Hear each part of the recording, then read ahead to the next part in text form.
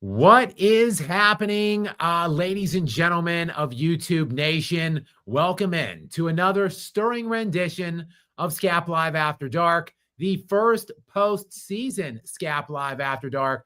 I guess the first postseason NBA live stream here on the channel in general. We are just going to break down the draft ever so quickly. If you guys want to talk about something else or go in a different direction, we certainly can do that as well. Kind of, though, a pretty uneventful draft, I would say. Overall, no crazy trades really. I didn't really even see, many crazy like trading like picks live. Obviously, Giannis Antetokounmpo is still a member of the Milwaukee Bucks, so that is disappointing. Obviously, I think now that the draft has come and gone, I think that chances are extraordinarily high that Giannis Antetokounmpo will remain with the Milwaukee Bucks for at least the entirety of next season. But in addition to the draft going on tonight, we also have a plethora of off-season storylines already going on right now. Lots of trades not involving the draft, which have already been executed. Some other off-season juicy little storylines have already really started here, and the season has only really been concluded for about 2 full days now. So it is crazy, really, just how much stuff has gone on already to kickstart, I think, one of probably the more exciting elements of the NBA today. It seems as if we've gotten to a point where off the court is more exciting than on the court in today's day and age. And the draft, I guess, kind of kickstarts officially the offseason. And this draft is, I guess, I don't want to use the word historic. We don't know what kind of players they're going to be to fill it out. This is considered to be a pretty heavy draft with assets and high-end potential players. Obviously, though, the blue chip, the main storyline really percolating around this draft, I think, for several years now, was the number 1 overall pick, Cooper Flagg, really the transcendent, I guess we can call him, true freshman from Duke. Actually, he graduated high school a year early, so he went into college as a 17-year-old. He now gets drafted tonight. He is the second youngest number 1 overall pick in NBA history. He was 8 days older than LeBron James, who came in right from high school. So Cooper Flagg got a whole year of college underneath his belt before he came in, and he didn't disappoint. The number 1 rated high school kid in his class, despite graduating a year early, became the number 1 college player despite being essentially a high school senior. He wins the National Player of the Year. I think he looked like by far the best player in college basketball as far as I was concerned throughout that season there. And now the Dallas Mavericks, by virtue of the crazy ping pong the ping pong gods delivered them the number 1 overall pick, pretty much as part of the Luka Doncic deal. Whether you want to suggest that was some kind of a rig job by the league offices and Commissioner Silver in delivering them the number 1 overall pick as part of the trade to get Luka to LeBron in LA, or, whatever, perhaps just some crazy bit of luck. Regardless, if the deal for Luka was not made, I think it is irrefutable that Dallas would not have been in the position to get into the lottery and get a ping pong ball, which ended up turning in to Cooper Flagg. And I think, we can discuss several any elements of the draft that you guys would like to. I think the main storyline, though, is not just Cooper Flagg and what he could become in the NBA. That's kind of what I want to talk about most, because that's most interesting to me. I think he projects crazily into the NBA. I think he could be really a superstar in the league, a top 5 player perennially league-wide within the next probably 3 years. So that's kind of what I want to discuss. And also the fact that Dallas, who is a pretty good established team already, are the ones that are lucky enough to get him. Kind of rings reminiscent to when San Antonio got Tim Duncan. They were kind of already a ready-made competitive team, perhaps not a championship contender without Duncan, but a very solid team nonetheless without him. And then when you dump him into the mix, then all of a sudden they had something special. This Cooper Flagg acquisition by Dallas kind of is reminiscent to me in that regard. So that's kind of what I want to discuss. Rounding out, though, the top 10, I guess, just to go over real quickly, there was some conversation between the two Rucker players, Dylan Harper and Ace Bailey, who would be the first pick after Cooper Flagg, and it is generally believed that it would be one of those two Rutger players. It actually ends up being Dylan Harper, and Ace Bailey slips ever so slightly. He falls to the number 5 overall pick, which ended up being Utah. And actually, word has it that Utah picked him despite the fact that Bailey did not want to go to Utah. If you were following this process along the way, Ace Bailey is the only guy that did not participate in any of these, pre-draft camps or tryouts, or he didn't meet with any teams. Word has it he was trying to avoid the Jazz. The Jazz didn't care, and they picked him anyway. At 5, you had this VJ Edgecombe that came from Baylor that the 76ers picked. At 3, Con Knipple, who is the other Duke player to go in the top 4. The guard there from Duke was the number 4th overall pick just before Bailey went to the Jazz at 5. Then Trey Johnson to the Wizards at 6. Jeremiah Fears at 7 to the Pelicans. Igor Demin to Brooklyn at 8. Demin from Russia. And I was watching I just looked up when he got on stage, when he was called up to talk with the commish, do the handshake thing, get the hat, hold the whatever, do the little photo op. My first thought was, this kid is big. Like he was designated as a guard, and they kept showing his highlights, and he was out on the perimeter and handling the ball. And the more I looked at him on the court, and then next to Adam Silver, who was not all that short. I think Adam Silver's like 6'3", and this kid was towering over him. So I went and looked at this kid, Igor Demin, who is only 19 years old, again from Moscow. He is 6'9" with a 7-foot wingspan at guard. So he just has crazy size and skill set for that size. So to me, he's an interesting prospect going to Brooklyn at 8.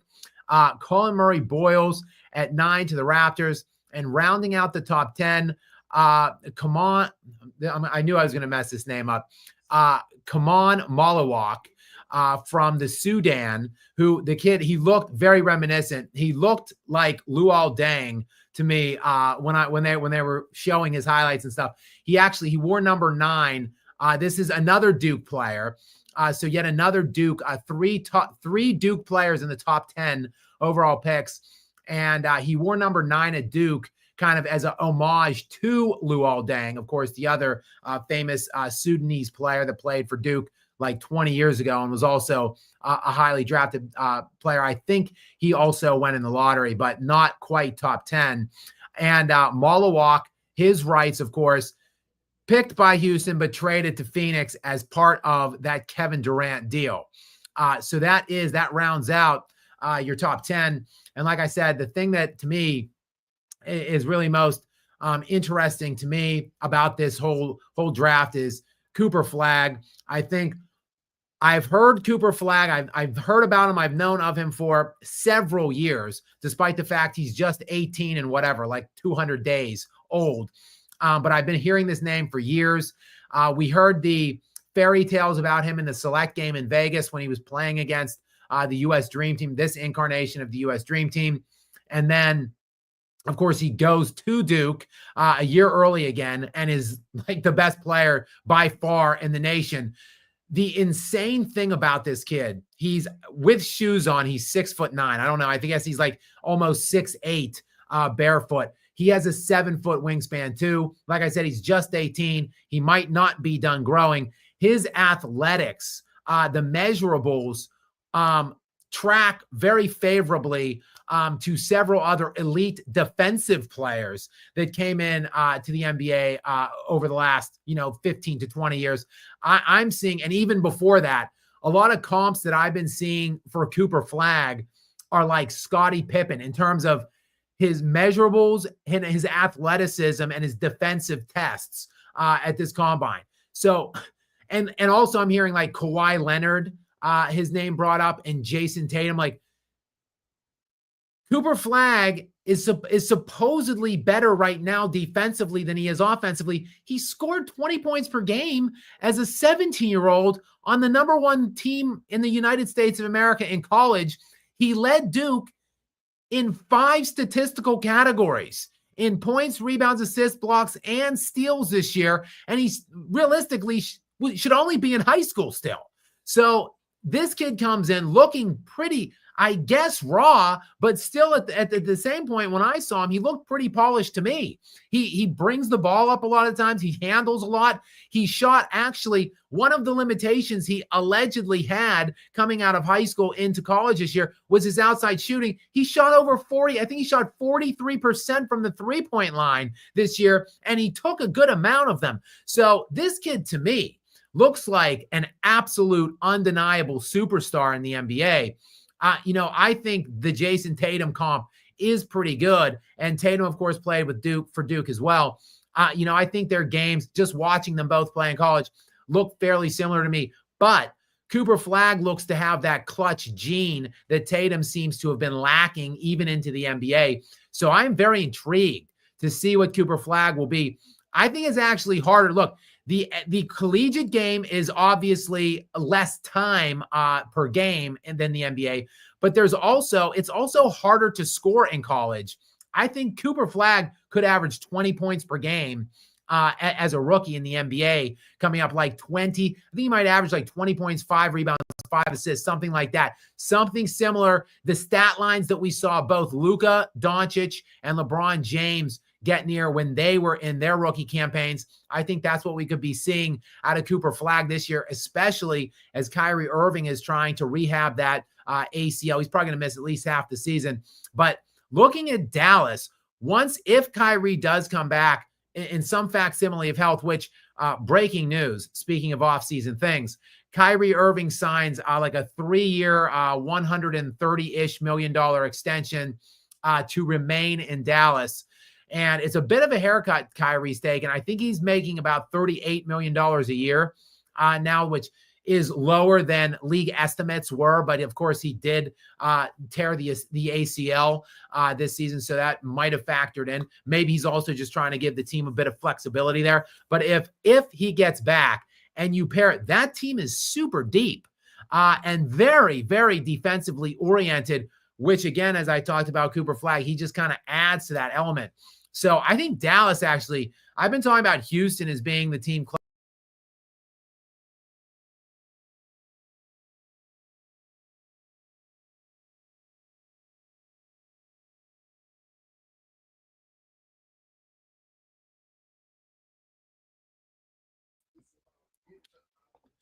What's up, guys? Sorry about that. I told Gary when I came on that I am indeed having some technical issues tonight with my camera and my audio. It keeps bouncing out for some reason.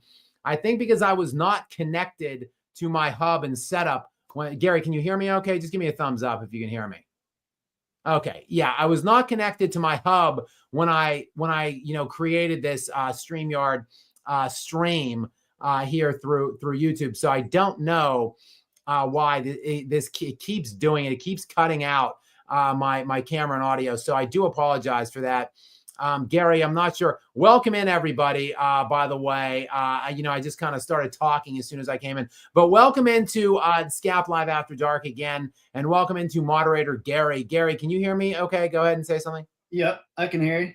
Yeah, can you just, I guess, Gary, you can just kind of talk. Maybe if I click out, will you still be able to talk if I? Yeah, I was talking actually, but I realized I still had myself on mute. When you came back, I looked down. Sorry about that, chat. I was actually talking, but no biggie, Gary. So possibly I might just bounce out intermittently throughout. It won't take me long to get back on, just a matter of seconds.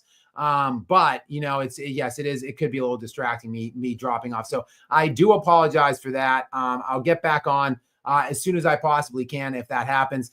Gary can just kind of take over for me, though, if I drop off.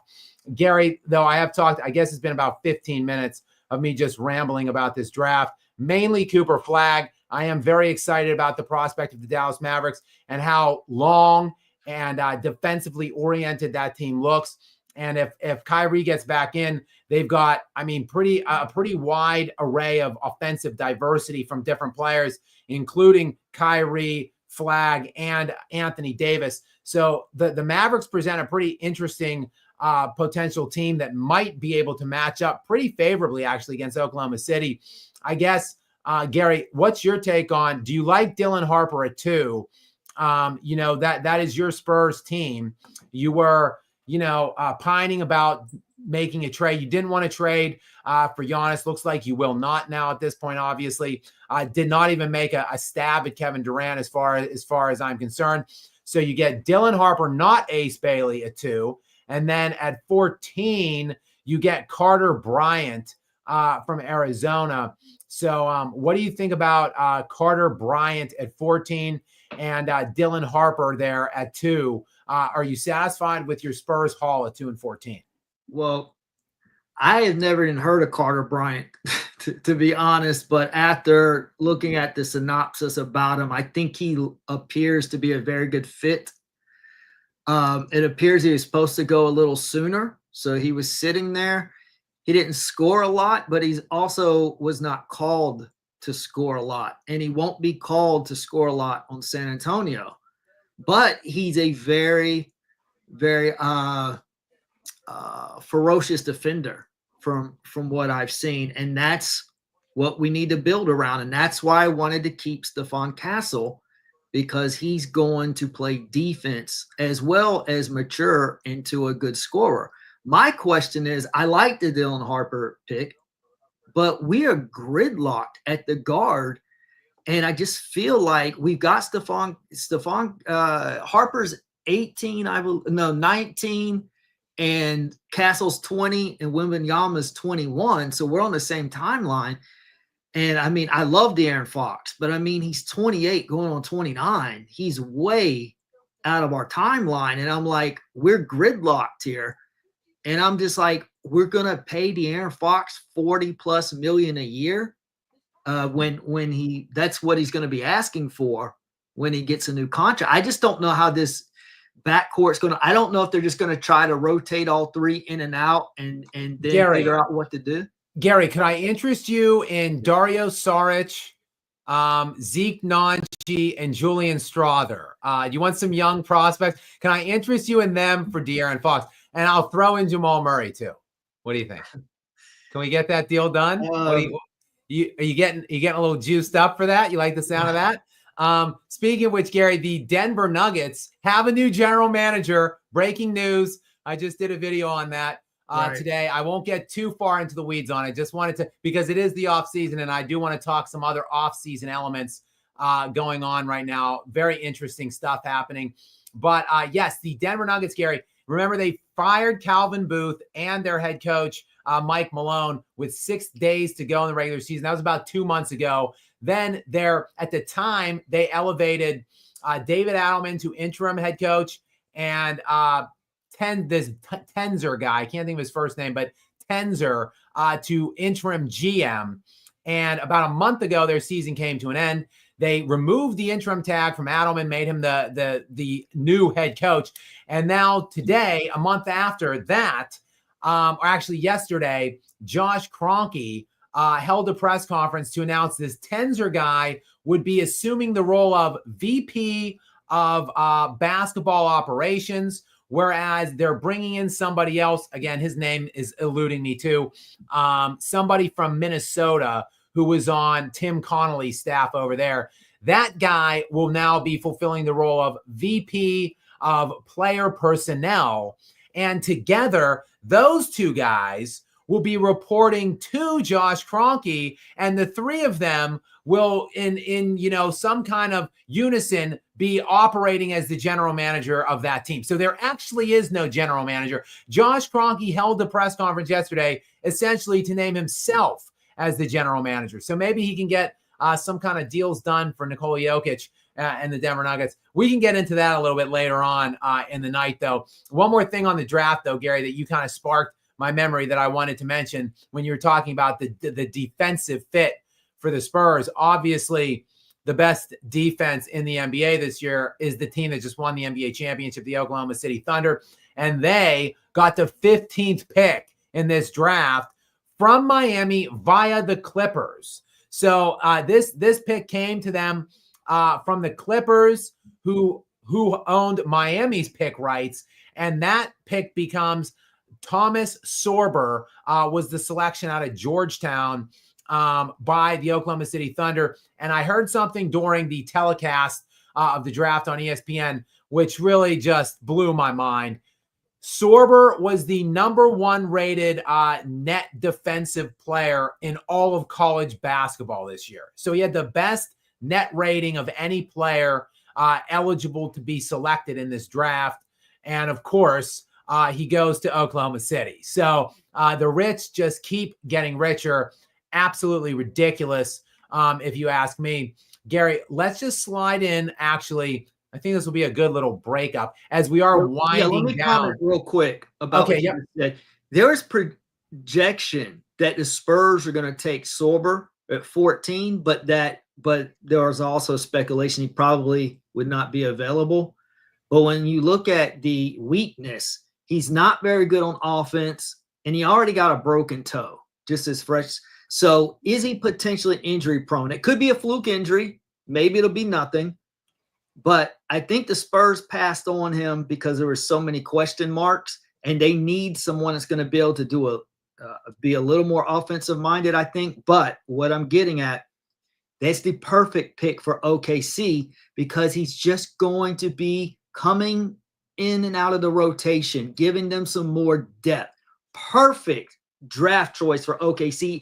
And if he isn't injury prone, then he's going to probably graduate to become a starter and be really good. So it's a win-win for OKC. Even if he does not amount to much, he will provide depth for the very young team. Just more genius drafting by OKC. And speaking of the draft, last year, I liked one of the players I liked the most in all of last year's draft. Because last year's draft, Gary, if you remember, was kind of unlike this one. It was supposed to be kind of a weak draft. There weren't that many, top-notch, prospects in that draft.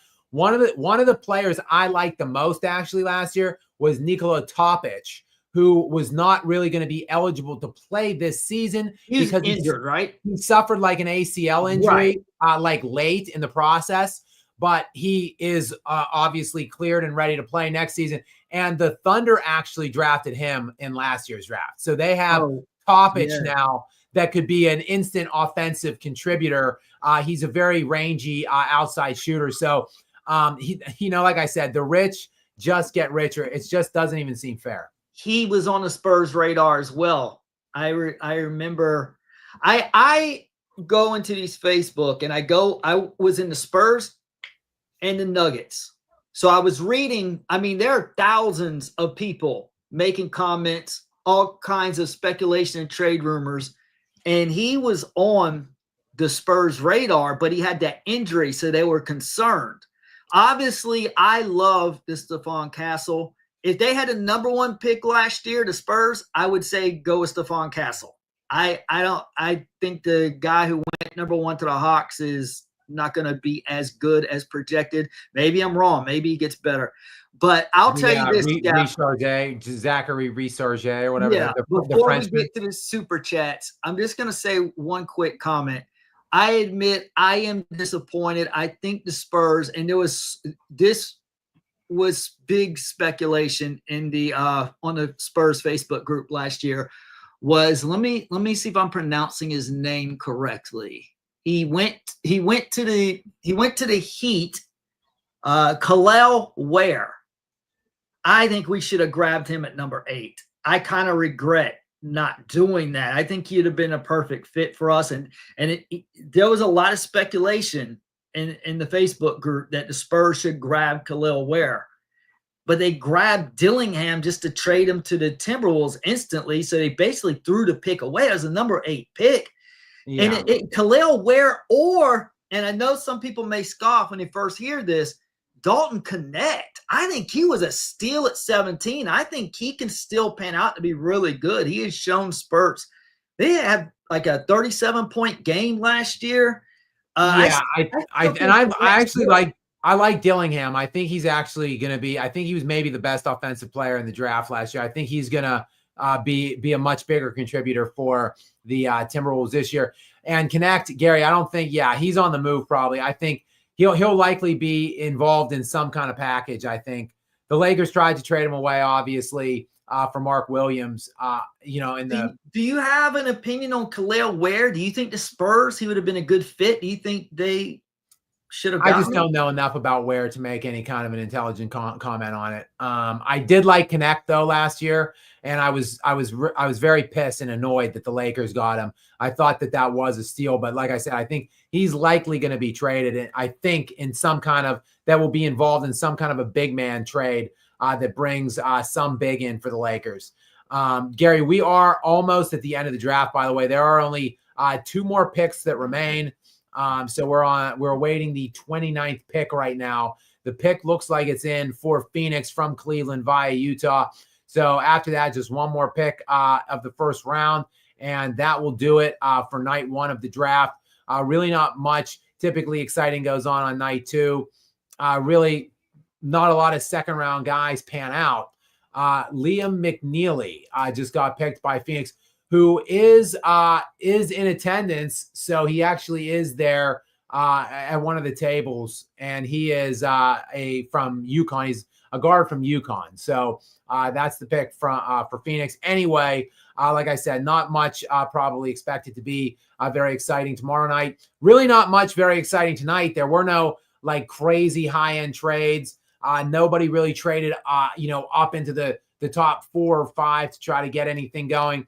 There were no high-profile things traded, like Giannis wasn't traded or anything like that. So kind of, a relatively non-productive night, I think, other than, again, the Cooper Flagg, just the fact that I think we're going to look back in years to come and see and say like, oh, well, yeah, that was the Cooper Flagg draft.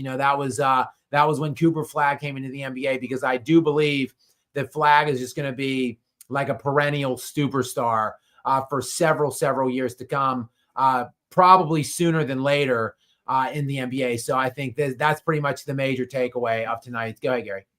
One more quick comment. I just mentioned gridlock at the guard spot, the Spurs. What about a gridlock? I'm looking at my U.S. map right now. Oklahoma and Texas. Talk about a gridlock. Spurs, Rockets, Mavericks, Oklahoma. That is going to dominate the NBA for that area, that region, for a while. That is so. I as a Spurs fan, I hate that the Mavericks got Cooper Flagg. I really think they're going to be pretty good. And the Rockets have a nice young core as well. Durant's obviously going to filter out after a couple years, but they have a nice young core. Like, that's a lot of talent in that one region. I think the 3 best teams in the NBA right now are Oklahoma City, Houston, and Dallas. Those to me right now, those to me are the 3 best teams in the NBA. Then maybe you throw in Cleveland next, and then a bunch of other Western Conference teams, as far as I'm concerned. But yeah, as this again pretty tame draft winds down to a conclusion here. Who does it have? Who's on the clock now? The Clippers have the last pick tonight here, and we can. If anybody wants to talk draft, but I say, Gary, we take a quick little respite here, hit a couple of these super chats. We just have a couple queued up, get those knocked out of the way. And then I want to just talk about some off-season storylines that are already percolating, and maybe touch on a couple other things. You just kind of queue up the off-season primer. I did a video somewhat on it the other day, but there's been like 3 other things that have happened since I put that video out. So I just want to talk about some of that. But let's just squeeze a couple of these super chats out of the way first. Xavier DeGod, of course, is in. Welcome in, Xavier. Hello. Thank you for being here, of course, as always, in the lounge. Gary, what does Xavier have for us tonight? T-Mac joined the Big Four Spurs to get past the first round. He went to the finals in 2013. Yes, but he didn't play. Right, He barely played. I think he played 6 games in the final 6 games in that postseason run, and he scored like 0 points per game or something. Let me just confirm that. So I'm not talking out of my ass. Tracy McGrady in the 2013, he appeared in 6 games. He averaged 0 points per game, 1.2 assists, and 1.3 rebounds in the 6 games that he did appear in. So, yeah, I'm not counting that as Tracy McGrady being past the first round.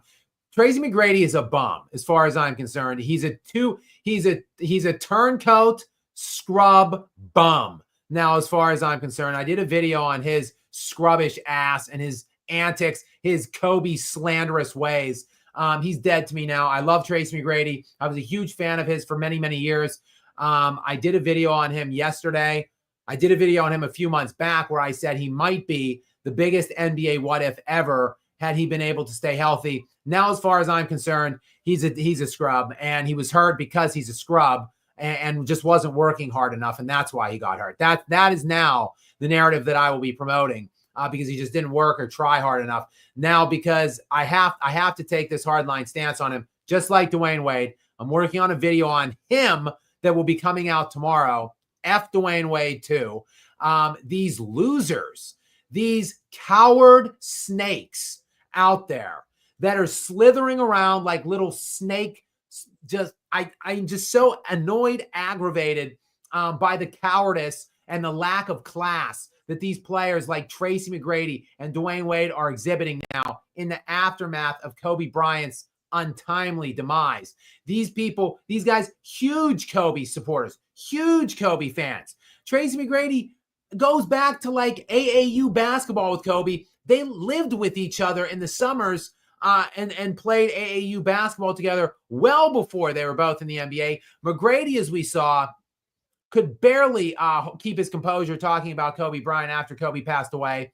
And Dwayne Wade, of course, has talked glowingly about Kobe for 15 years. Now, all of a sudden, for some reason, the Kobe slander is coming out in full force, led, of course, probably by Clutch Sports, by LeBron, the puppeteer, manipulating all the strings, and these just cowardly losers like McGrady and Wade who lack character and courage to stand up and just say the shit that they've been saying for years are now turncoating themselves into Kobe slanderers. McGrady, of course, saying that, oh, he could have won rings with Shaq.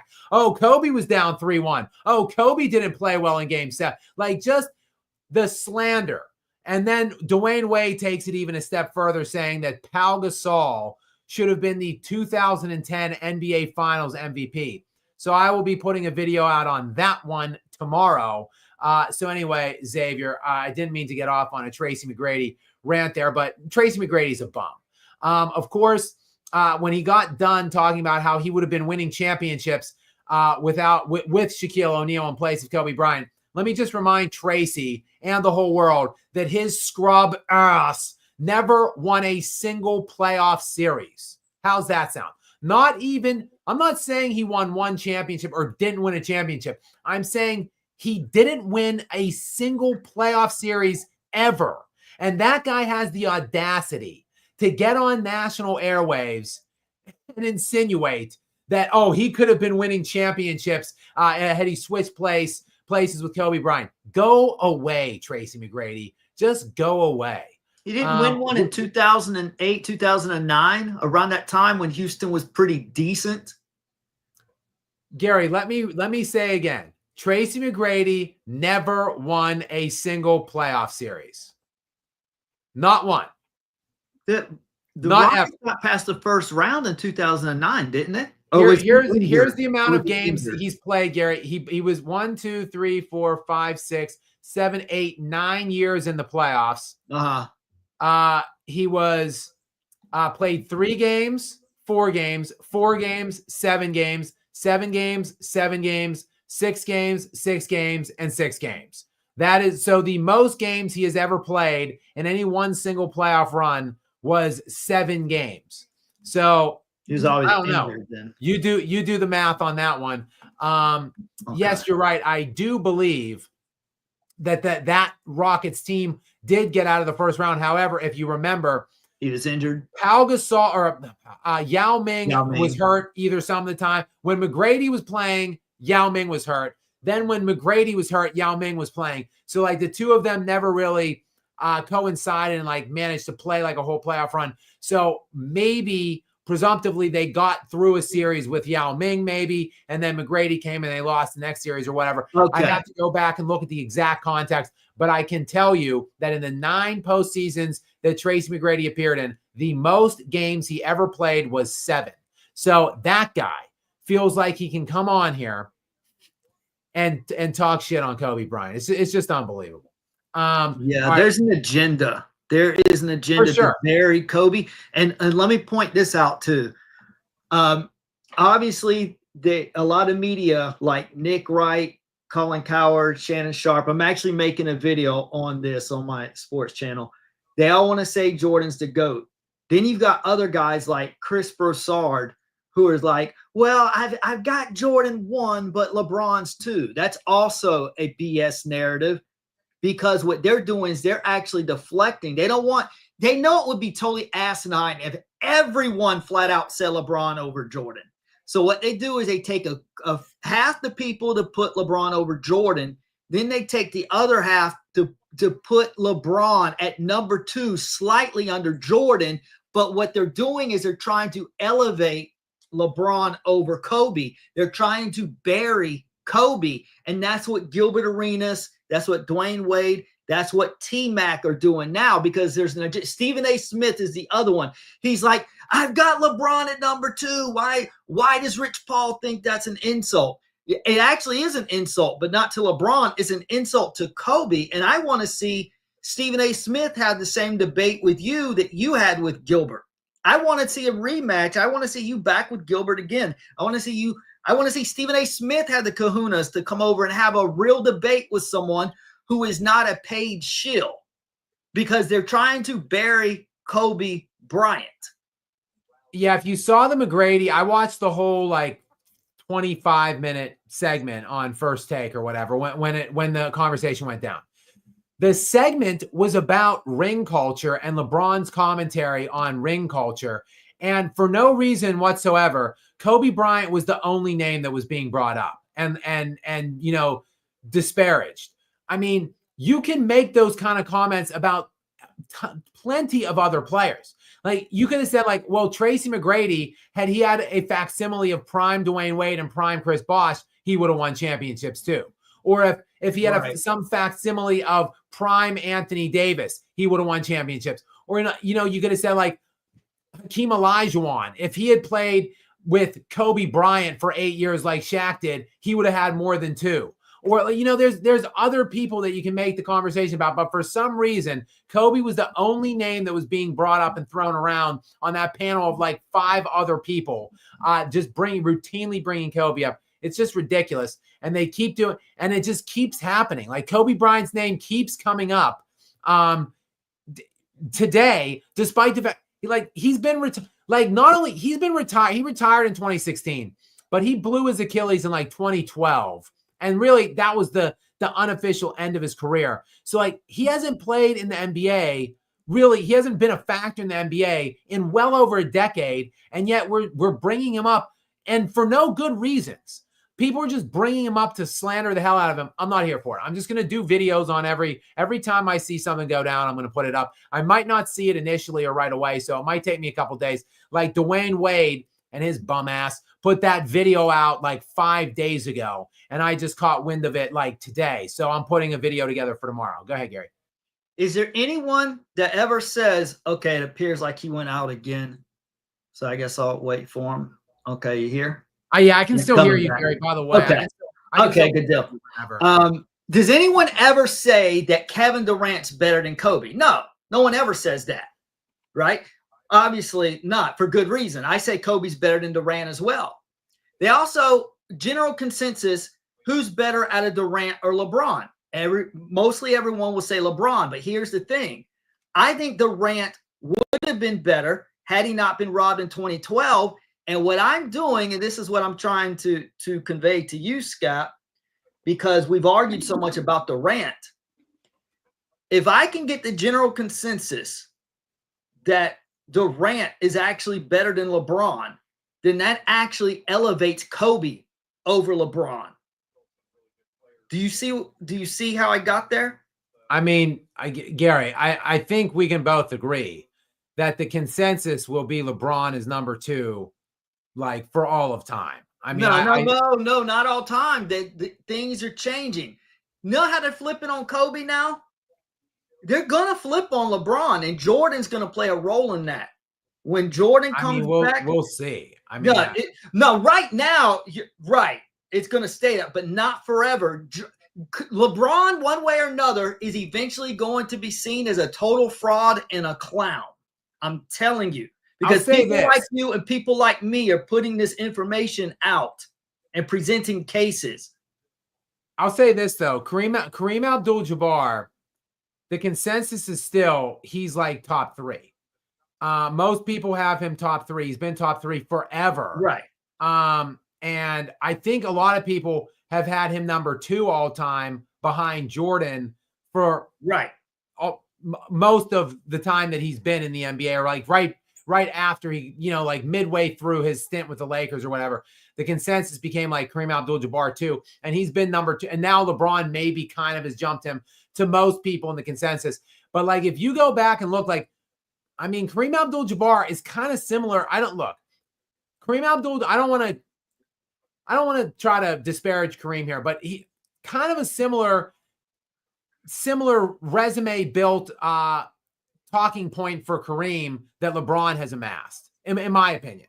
Like Kareem, I mean, he's got a great overall resume. He has 6 league MVPs. He's been to 10 finals. So LeBron has 4, Kareem has 6 MVPs. They've both been to 10 finals. Kareem won 6. LeBron only won 4 of his.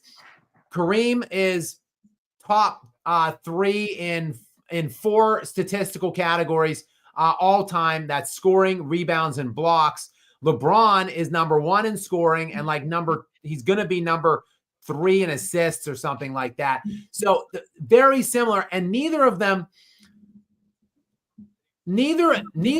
really achieved great, championship success without great teams surrounding them. So, I mean, I just don't like Kareem had the whole decade of the 70s to do something. He won at the very beginning with Oscar Robertson, won nothing for like 9 years, then joined the Lakers and had Magic, and then won one at the end of the 70s with Magic. Then they had the most stacked team ever in the 80s, and he won 4 more in the 80s. So I think when you look back at Kareem, like, I don't know how he got to be number 2 consensus, really. And I had him there for a long time, Gary. So my point is, like, will it change? I don't know. Maybe people are just going to just have it stuck in their minds. LeBron is 2, just like they've had it stuck in their mind. Kareem was 2. Skap, let me say a couple things real quick. First of all, there are videos of young cats, 18, 19, 20-year-old kids who hail LeBron as the GOAT, who are reacting live to your videos and changing their minds about who is the GOAT. I am telling you, you're going to continue to put these videos out. Others like you will put videos out. I will put videos out. After a while, it may take 5 to 10 years. I am telling you, LeBron is going to be filtered out. And here's another big reason. To go to your Kareem point, in which I don't totally disagree with you there. But let's say this. Let's think about general contributions to the NBA. Now, let me ask you, what is the first thing you think of when you hear the name Kareem Abdul-Jabbar? There's 2 top things that are going to jump out at you. One's going to be he was the previous all-time leading scorer. There's something else that immediately pops out into my mind. What would be the thing that pops out into your mind other than previous leading scorer? The sky hook. The sky hook. And what is the sky hook? The sky hook is a contribution to the NBA. Now my question is, what the hell has LeBron contributed to the NBA? Nothing. Like what's his go-to move? What is LeBron's the chase down block? I'll give that. That is very impressive. But it's nothing like the sky hook, and it's nothing like what Jordan was doing when he's floating and gliding in the air.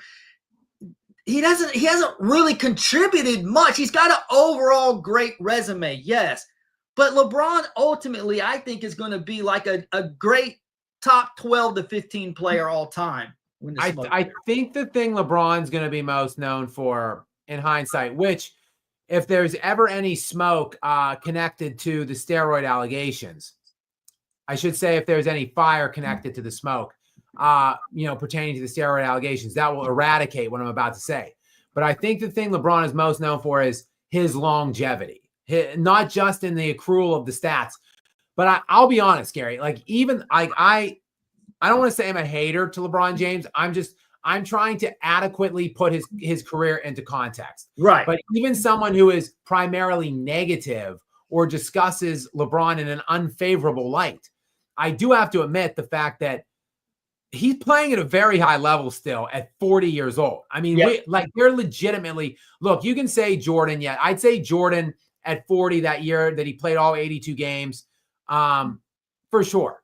But take Jordan out of it, there's nobody else close to play at this level, at this stage as LeBron. And I agree. He's gonna play next year again and still probably score like 25 points per game, 7 rebounds, 7 assists. Like 25, 7, and 7 at 41 is genuinely insane. Now, if he's proven to be on steroids or something, obviously that taints everything and tarnishes and diminishes it. But I think that is probably going to be the primary thing LeBron's remembered for. And look, fine, I'll admit, like I just said, like I just talked positively, I'll admit it's impressive.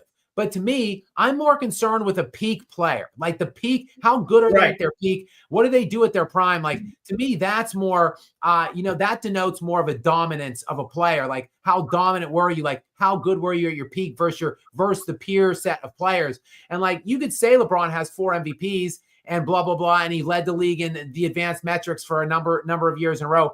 But he never won a championship without colluding and teaming up and running and jumping to ready-made super teams. So like how dominant could you realistically be if you have to consistently be jumping to ideal scenarios to get any championships in your entire career? Like not that dominant in my opinion. That's why to me, he's barely top 10. I don't have him top 10 anymore. I think he's more like 11th-ish to me now at this point, because I've seen other guys that could say yes to that question, that could answer yes. Like even, I'm going to be honest with you, like I don't have Dirk Nowitzki ahead of LeBron James all time, but Dirk Nowitzki's 1 ring to me is better than all, 4 of LeBron's rings combined, because he never left. He didn't run. He didn't beg for help or recruit other super teammates. He just stayed there. He only managed to get 1, but he went through a gauntlet of a field in that championship run that he went through to get it. So like those guys, and like Hakeem Olajuwon is another guy. Like I do have Hakeem above LeBron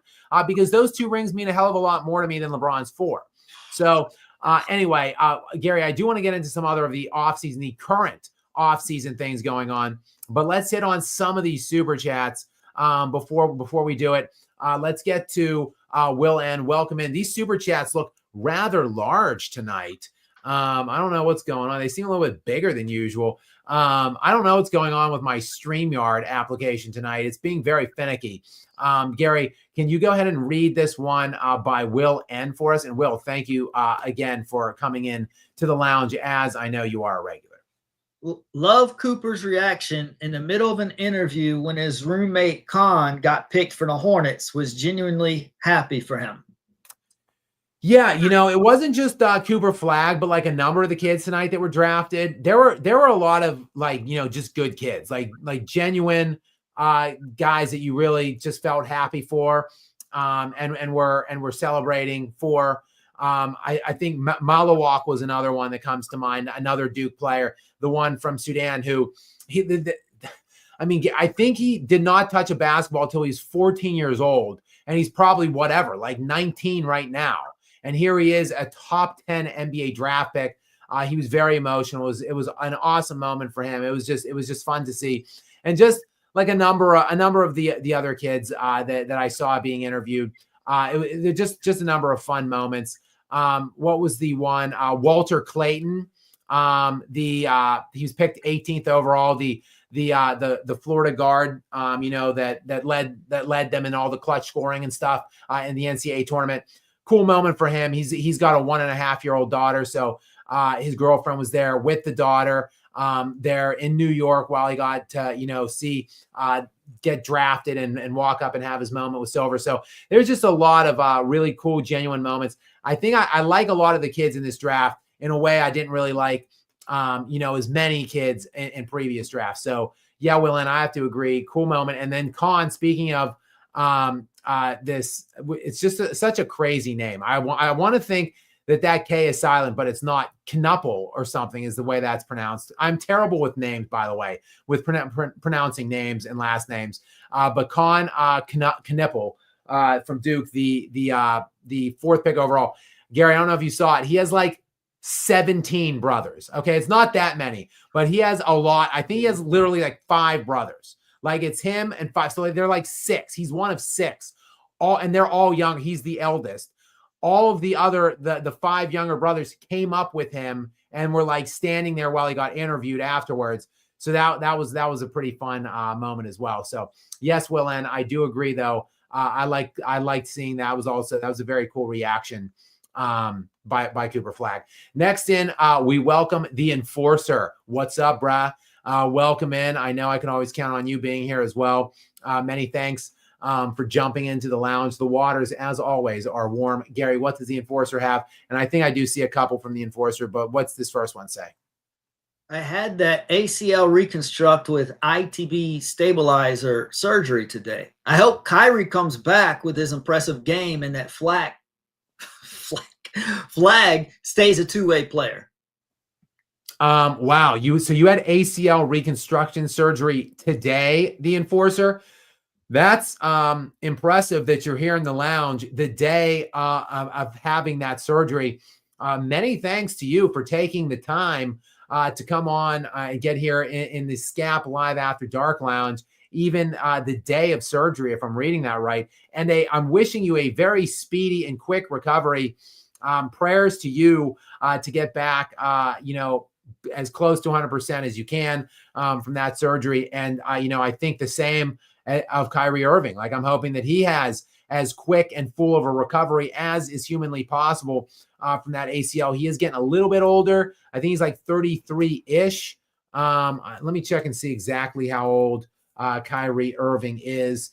He is 33 exactly. Yes, and he turned 33 in March. So, he's going to be 33 through much of the NBA season. So, I think, look, ACL, I spoke about Tyrese Halliburton and the uphill battle he's facing, to get back from that Achilles, but ACLs really aren't the end of the world. I think Kyrie Irving should be back maybe somewhere around mid-season. They might slow play him. I think it'll depend on how Dallas is looking in the standings, and that will kind of depend on how aggressive they are with bringing him back, though they did just sign him to like $130 million, so they might not be that aggressive at all, kind of just take care of and watch out for their long-term investment. But I think he should be back, I don't know, maybe around the All-Star break, so sometime February-ish.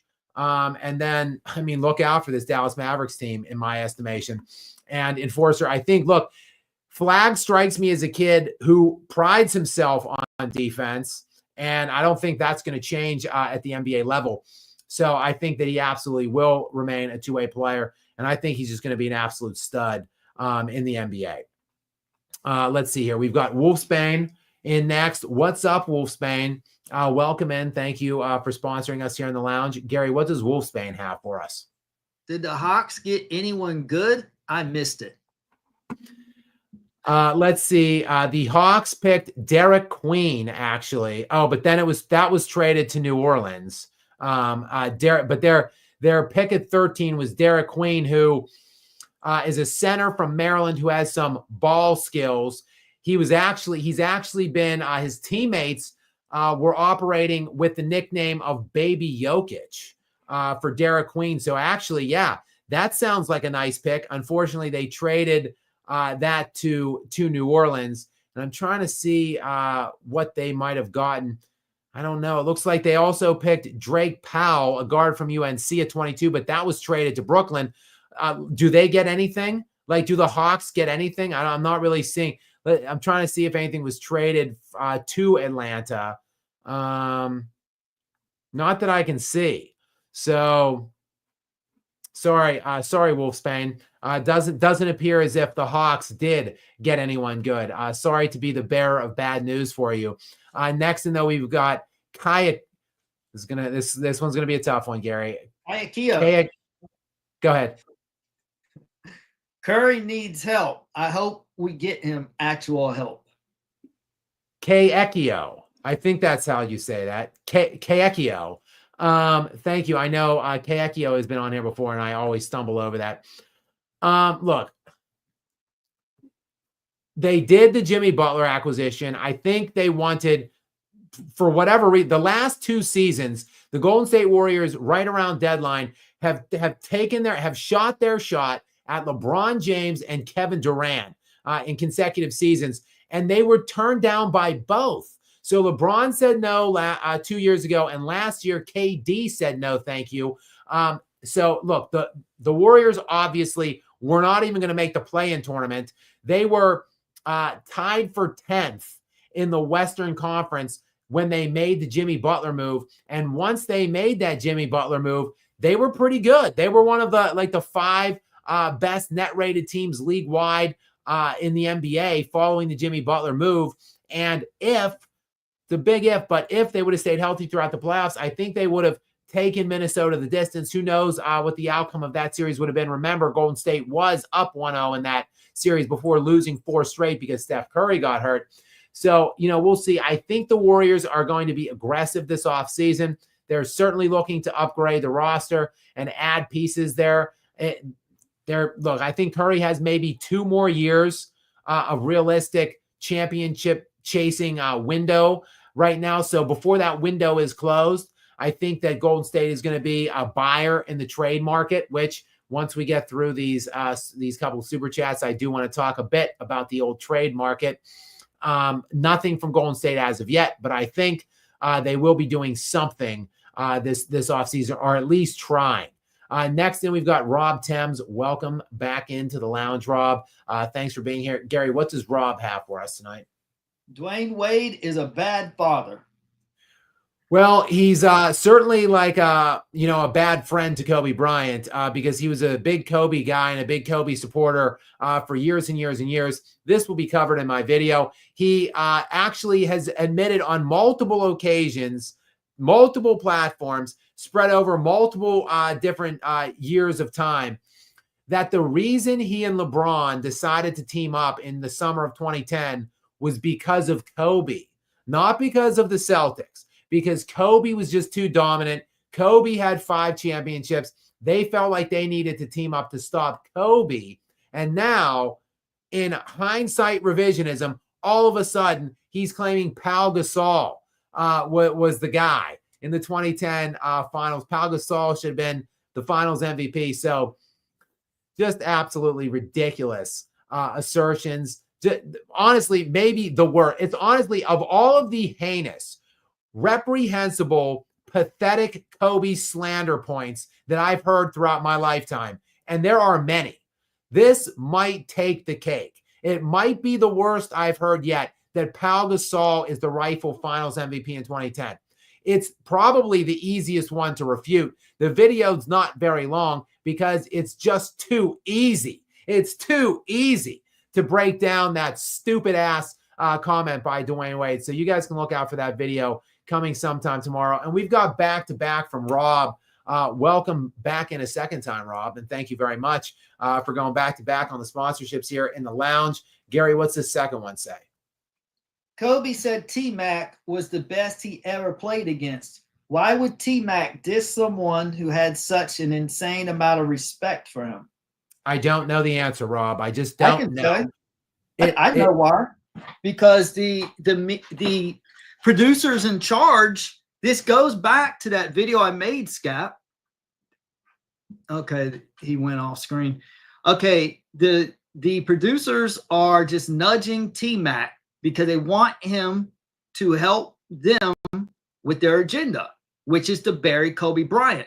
So they're like, so they're just talking with him, and what T-Mac's trying to do, he's trying to get on TV. He's trying to elevate his career in studio analysis or whatever. So they're just like nudging him along, like, well, you know what? Yeah, they're putting the thoughts in his head. You were probably about as good as Kobe. Yeah, you and Gilbert Arenas wants to sit up there and speak this blasphemy that he's like, when they played from 2000 to 2002, everyone was asking who's better out of T-Mac and Kobe when Kobe had 3 rings. So what does that tell you?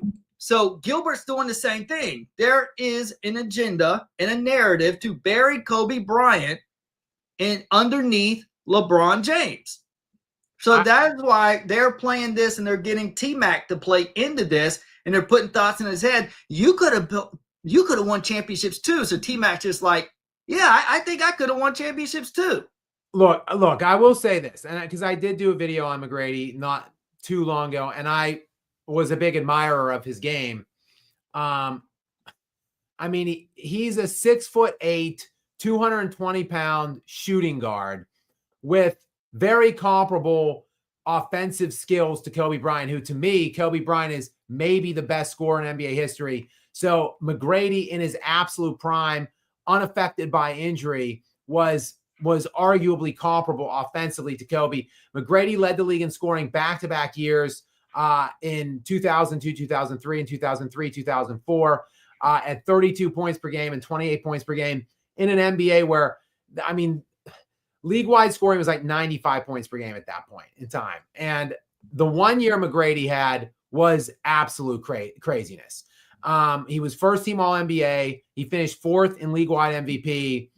And I mean, look, he was number 1 in the NBA in BPM, VORP, and PER that year, above league MVP Tim Duncan. And Duncan had literally a sliver of an advantage in win share. So McGrady was second in win share to Duncan by literally a sliver.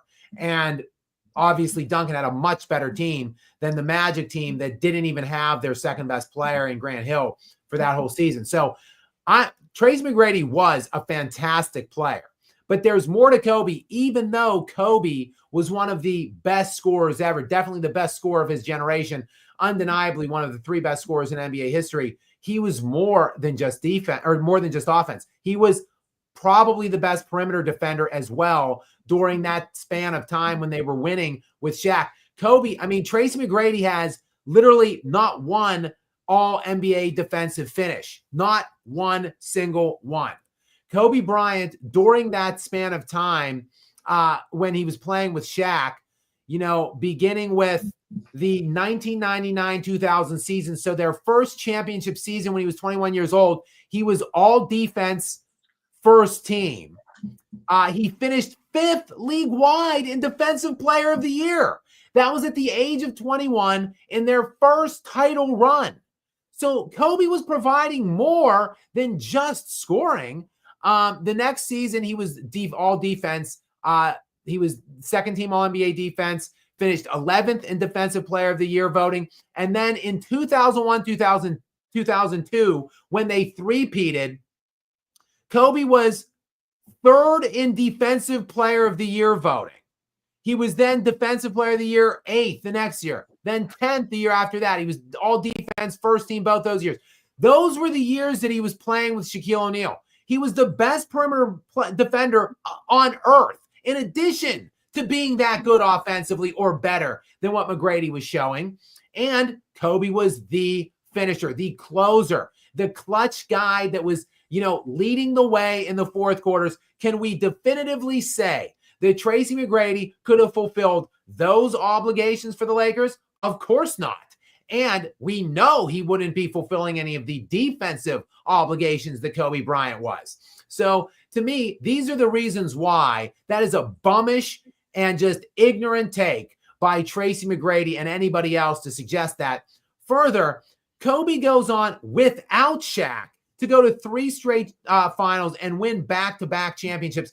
Probably, arguably, the most difficult, sustained, multiple championship run, in my estimation, with the supporting cast that he had against the, opponents that he played against. And to sit back and say like, oh, well, yeah, anybody could have had, those rings with Shaq, or at least Trace McGrady, could have easily had those, had I switched places with Kobe. It's just ridiculous, Rob, to your point. And I don't know why, because the two of them were so close, and Kobe did speak so highly of Trace McGrady. I don't know why we're doing this. Gary obviously has his speculations and suggestions. I don't know. I think McGrady, being a close personal friend of Kobe Bryant, even preceding their time in the NBA, I would think that he would have more class and dignity, respect for the legacy of Kobe Bryant than to go on and do that. But apparently he didn't. So again, Trace McGrady's dead to me. He needs a payday too. I just had to put that video out today on McGrady, and I'll be doing Dwayne's tomorrow. He needs a payday too. Yeah, I mean, Clutch is writing. Clutch is writing a lot of checks. Yep. There's no doubt about that. We've got the Enforcer back in here. The Enforcer, welcome back in after again. I hope you're elevating that knee. Keep that knee up. Get ice on whatever the doctor's orders are on that thing. Well, go ahead, Gary. I was going to say real quick, Clutch, I don't think is cutting checks to anybody. What I believe they're doing is they have connections and they amplify people's platform. That's what I'm talking about on a new video I'm working on. Remember, Clutch came into existence. They were founded in 2012. Then remember, Colin Cowherd was on ESPN for years. He was never that big. He had a steady job, but he was never that big. So remember, track back to 2015, Colin Cowherd starts to get big and he starts promoting LeBron. Then Shannon Sharp does the same thing in 2016. Then Nick Wright does the same thing. So I think what they do is they promote LeBron, and what Clutch does with their connections is they blow up their platforms. So I think that's what Clutch does if you promote LeBron or promote another agenda, which could be to bury Kobe Bryant. Yeah, I mean, we'll see, but I mean, obviously that does. So they're not directly writing the checks, obviously, but blowing up platforms is bringing in a lot of money. Right. But that's what I mean, because they can't cut checks because that can get backtracked and exposed easily. But here, when you've got friends of friends, you call up your friend and say, hey, you call your friend, then it can't be tracked. It can't be traced in a court of law. So. All right, we've got the Enforcer back in here, resting that, hopefully already rehabilitating that ACL injury. What does the Enforcer have this time, though, for us, Gary? I missed your thoughts on MJ coming to NBA broadcasting. How does this affect the Fraud King GOAT debate? I think MJ shuts it down without saying anything about it. Yeah, I think maybe just his presence, because I think MJ, like Brady, look, we see Brady as well, who just doesn't really talk about this stuff. Like, all the conversation and discourse about Patrick Mahomes floating around out there, and Brady just doesn't, like, he's brought into it a lot of the time and asked about it, and he just gives credit to Mahomes, but like he doesn't really push back or promote himself or build his own resume, talking points or whatever, put that out there. They don't have to. That's what real life GOATs, like Michael Jordan and Tom Brady, they're so great that everybody just recognizes their greatness. They don't have to prop themselves up. But the thing that Jordan, I think, his presence in the broadcasting booth or whatever capacity he's going to work in. First of all, speaking of the correlations between Brady and Jordan, Brady's making like $30 million a year to do what he's doing in the booth right now. And now Jordan allegedly is making $40 million. So these two guys are getting bank to just show up and work like one day a week, which is crazy. but they're the GOATs, so they've deserved it. They deserve it, I guess. But Jordan, I think just his presence will rekindle. I think it will just remind people. I think just having Jordan be more visible and be out there more, because you barely see or hear from this guy. Now the fact that he's going to be maybe on NBC airwaves like once a week, maybe more, who knows? We'll see. I think it's just going to bring his name back up. People will start reliving or start remembering or maybe just discussing kind of some of Jordan's exploits throughout his career. And then maybe we can relitigate that conversation, so to speak, between LeBron and Jordan. Again, Enforcer, I don't think, to me, Kobe was always the gatekeeper to Jordan. I think Jordan to me is the GOAT, but Kobe got the closest. So I think to me, Kobe has always been the gatekeeper to any kind of Jordan comps. You can't get to Jordan unless you solidly eclipse Kobe Bryant first. LeBron never did. So to me, the more appropriate conversation has always been LeBron and Kobe, not LeBron and Jordan. But we'll see. My guess is Jordan, like you said at the end there, without saying anything about it, Jordan likely is never going to bring up his own name or, insert himself in the comparisons with LeBron James. He's just going to just be himself. And I think just his presence there will probably dictate, like I said, a lot of people, and maybe even younger people who didn't really have a front row seat during it. Like, they might go back and kind of look more into actually finding the games, looking at the numbers, figuring out exactly what Jordan was all about, because I think a lot of the younger generations today just parrot and piggyback on narratives without learning or discovering or educating themselves on whatever topic it is first. So hopefully just Jordan being around more will elicit some of that, amongst some of these people that really didn't get to see Jordan play.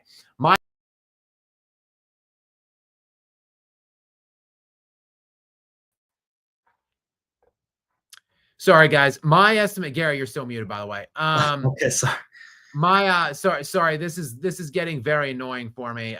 Again, I don't really know exactly what's going on now. My microphone isn't even showing up. So hopefully, can you hear me? Okay, Gary. I can hear you. Okay. I can hear you. Yeah, I don't know what's going on with tech, guys. I'm not very good at technology. But that was anyway. I was pretty much done, Enforcer, with my general sentiment on Jordan. My overall take on it, though, is I love it. I love that he's coming back. I love to see it. People don't think Brady's all that good in the broadcasting booth. I just love to see Brady and to have him around the game. And I will absolutely I'm stoked to have Jordan around the game and just, be able to see him talk basketball is a true gift. So I'm very, very pumped. And I'm pumped that it's NBC, because I loved NBA on NBC, whatever, 25 years ago, when they still had it, 30 years, whatever it was. So the fact that it's coming back this fall, the NBA returns to NBC, and Jordan is working for NBC. It's just nothing but good things, Enforcer. Here's a funny coincidence. The NBC stopped LeBron James rookie year. 2002, the last time the Lakers won with Shaq and Kobe. That was the last time the finals were on NBC. And it never should have left NBC. So ever since LeBron got in the league in 2003, no NBC. And now it's coming back.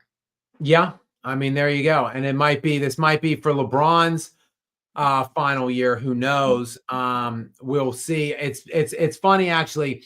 I think Aaron Rodgers was born December 7th, I want to say, 1983. LeBron was born December 29th, 1984. So both December babies, 1 year apart. Aaron Rodgers, I think there's actually a fairly good NFL to NBA comp, Aaron Rodgers to LeBron James comparison, actually. They're both maybe potentially in the midst of their final year now. Aaron Rodgers actually just was on the Pat McAfee show, and he speculated that this will more than likely be his last season. I think LeBron is such an egotist that he obviously, I don't think he can resist making a full year announcement, this is my last dance or whatever. So I think if we don't hear otherwise from him before the season begins, I think it's safe to say it won't be his last year, but who knows? Gary, the West, I think, other than Oklahoma City, is like practically wide open. I think Dallas and Houston, I talked about it earlier, are the best 2 teams other than Oklahoma City. But the Lakers are like one acquisition away from insinuating themselves right in the mixture here of the championship equation. Who's to say if Luka doesn't lead them to a championship this year, LeBron doesn't just say, all right, that's it, I'm out. Like I'm just going out on top of my 5th championship. I think that might be a possibility if they manage to win the championship this upcoming season. Denver and Minnesota. Well, Denver's so gridlocked, but technically, roster-wise, Denver and Minnesota are also in the same boat as the Lakers, one piece away from being really good. But the problem for the Nuggets is they don't have any flexibility, whereas Minnesota does. They could probably get a trade package, but. Yeah, I just don't see any path for the Nuggets. We can get into them somewhat when we finish some of these super chats and talk a little bit about just what I'm seeing in the offseason, what's going on right now. But let's try to work through some of these super chats here. From GGT999 is back up next. Welcome in, GGT. Thank you for being here and for sponsoring us. Gary, what's the question or comment from GGT? This May top 15: 1 MJ, 2 Kobe, 3 Tim, 4 Hakeem, 5 Kareem, 6 Larry Bird, 7 Magic, 8 Wilt, 9 LeBron, 10 KD, 11 Steph, 12 West, 13 Bill, 14 Shaq, 15 Oscar. Not bad, GGT. I like that. I like your list by and large. I myself have Bill Russell in the top 10. So we diverge a bit there. I don't have LeBron or KD. I don't think in my top 10 at this point. So we again diverge there, but MJ, Kobe, Tim, Hakeem, Kareem, like we have, basically we have the same top 5. And then, then Larry and Magic probably be next. So yeah, like pretty much our top 7 are right aligned, and then Wilt as well. I actually have him around 8 right now too, but I've been teasing it. I'm going to do a deep dive into the historical context of Wilt Chamberlain's entire career. I might be moving him up on my list pretty substantially moved up, depending on what my findings are there. So, but right now, yes, we're pretty aligned on the top 8-ish there. But after that, we diverge a bit, but still a pretty decent looking list, because I think Oscar and Shaq are definitely somewhere in my top 15. So we've got a lot of similar components there on the old list there. So pretty good looking list to me there, GGT. We got Jolly Joshams in next. What is up, Jolly Joshams? Welcome into you. Thank you so much for staying on board and coming in to be with us here in the lounge, even with the season now over, which Jolly has a little comment on that. Go ahead, Gary. First, off-season Skap Lounge.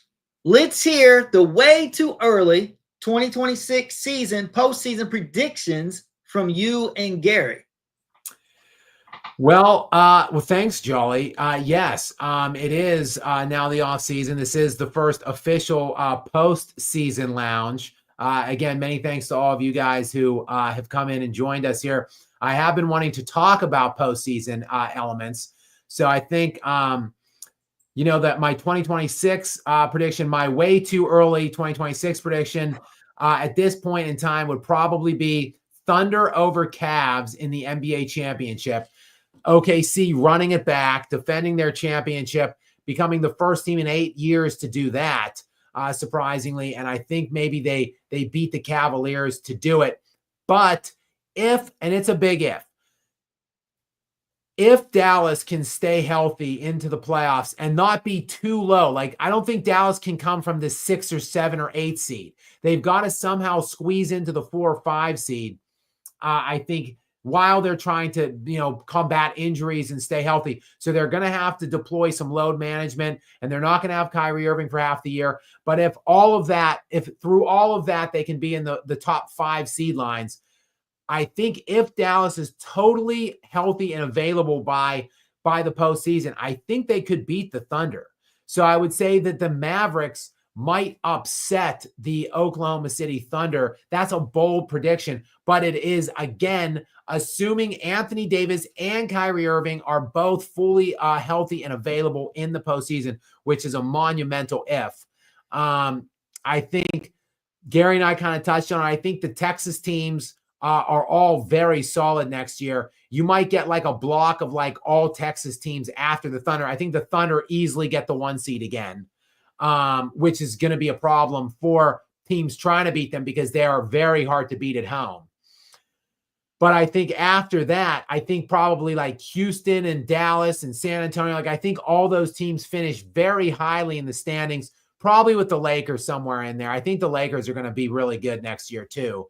So Gary, that's my preseason, way too early 2026 championship projection. What say you? What do you like for the NBA championship next season? I think OKC is constructed to just dominate for the unforeseeable future. I mean, unless they have some injuries or something, or unless like Giannis goes to another team, then possibly they could surpass OKC. But let me just slide this in here, Gary. That's another prediction. Now, I thought when the season ended, it was a foregone conclusion that Giannis was going to get moved. Now, and I said this like a month ago, or maybe a few weeks ago. Now, my overriding sentiment is we will begin 2026. Giannis will be a Milwaukee Buck. So that's another projection for 2026. Yeah, because he wasn't the one who said he wanted to leave. Technically, there's so much rumor and speculation. I mean, I was 99% convinced the Spurs were getting Kevin Durant because of all the articles I was seeing, which was completely not.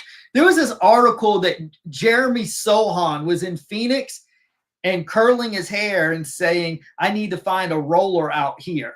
So people are like, yeah, it's a done deal. Sohan's included. He's going to Phoenix for Durant. And I was just like, well, I guess I'm on board with it. But once I saw he went to Houston, I was actually relieved because I just don't want to give away our draft capital because we're going to need all of that in order to have a chance to match OKC. So I'm saying 3 to 5 years, the Spurs are going to turn the tide on OKC. But OKC, I think they'll win it next year. Barring a couple, like unless like SGA and like Jalen or Chet Holmgren have season-ending injuries or something like that. And I don't see the Mavericks. I'm sorry, Kyrie's too injury prone, AD's too injury prone. Cooper's going to be inexperienced. He didn't even win the Final Four. I mean, they really. I like Cooper. That was a historic choke. Like they were up like 11 points with 2 minutes to go. Like you can't lose that in college. Like or in the NBA, it's impossible. Like if they just got the ball inbounds and made free throws, they were easily going to win the NCAA championship. Don't try to nix that. And further, Cooper Flagg is. I don't look. He was on the court, so he wears that to some degree. But look, there were like 8 plays which resulted in them losing that game. He made one of the bad plays, and one of the bad plays that the bad play that he made was he just got a bad look for that last shot. I think, right. And he made that. I think he could have got a better look, but really that's the only thing that I would criticize him for in that game and down the stretch. I thought Cooper Flagg he exceeded my expectations. No, I'm not crapping on him. This is what I'm saying. But I'm saying that if he wasn't great enough to hold on to that and to win the Final Four, I don't think he's great enough his rookie year to overcome OKC. That's what I'm getting at. That's what I mean. Sure. But here's the thing, though. I would think AD and Kyrie would be like the impetus in terms of are like. Are they going to be there? That's what I'm saying. That's what I'm saying. It's barring health. So if Cooper Flagg just can slide in and just be like a second or third option, I mean, to me, that's a pretty good second or third option. And I think the thing that most impresses me about Dallas is their defense, the pieces they have constructed from a defensive standpoint, and how big they are, but how athletic they are too. Like, they're very long and big and massive, but they're all defensively oriented players, and they're all athletic. They can defend the perimeter too. Like, they've got a lot of centers, but they could slide. They can move. Like, they can switch. You can play 2 or 3 of those centers at once. That they have more size and athleticism at that size than any team. It could be overwhelming for a team like Oklahoma City, who likes to play 4 guards. I don't know how they're going to match up. But again, Gary, like you said, it's a big if, and I'm presuming health with both Davis and Kyrie. And of course, you can't assume that, because both of those players are injury prone at this That's why I'm not taking them too serious as a threat to OKC. I just don't think they're going to be healthy. But Gary, they could be a team that's like, they get OKC in the first or second round, are healthy totally for that round, beat them, and then they get hurt or something. That's and then what I meant. I think at least one of them will have a season-ending injury before the playoffs start. But I do agree they are constructed very well. If they are all fully healthy, then yes, I'd say they would definitely give OKC a series.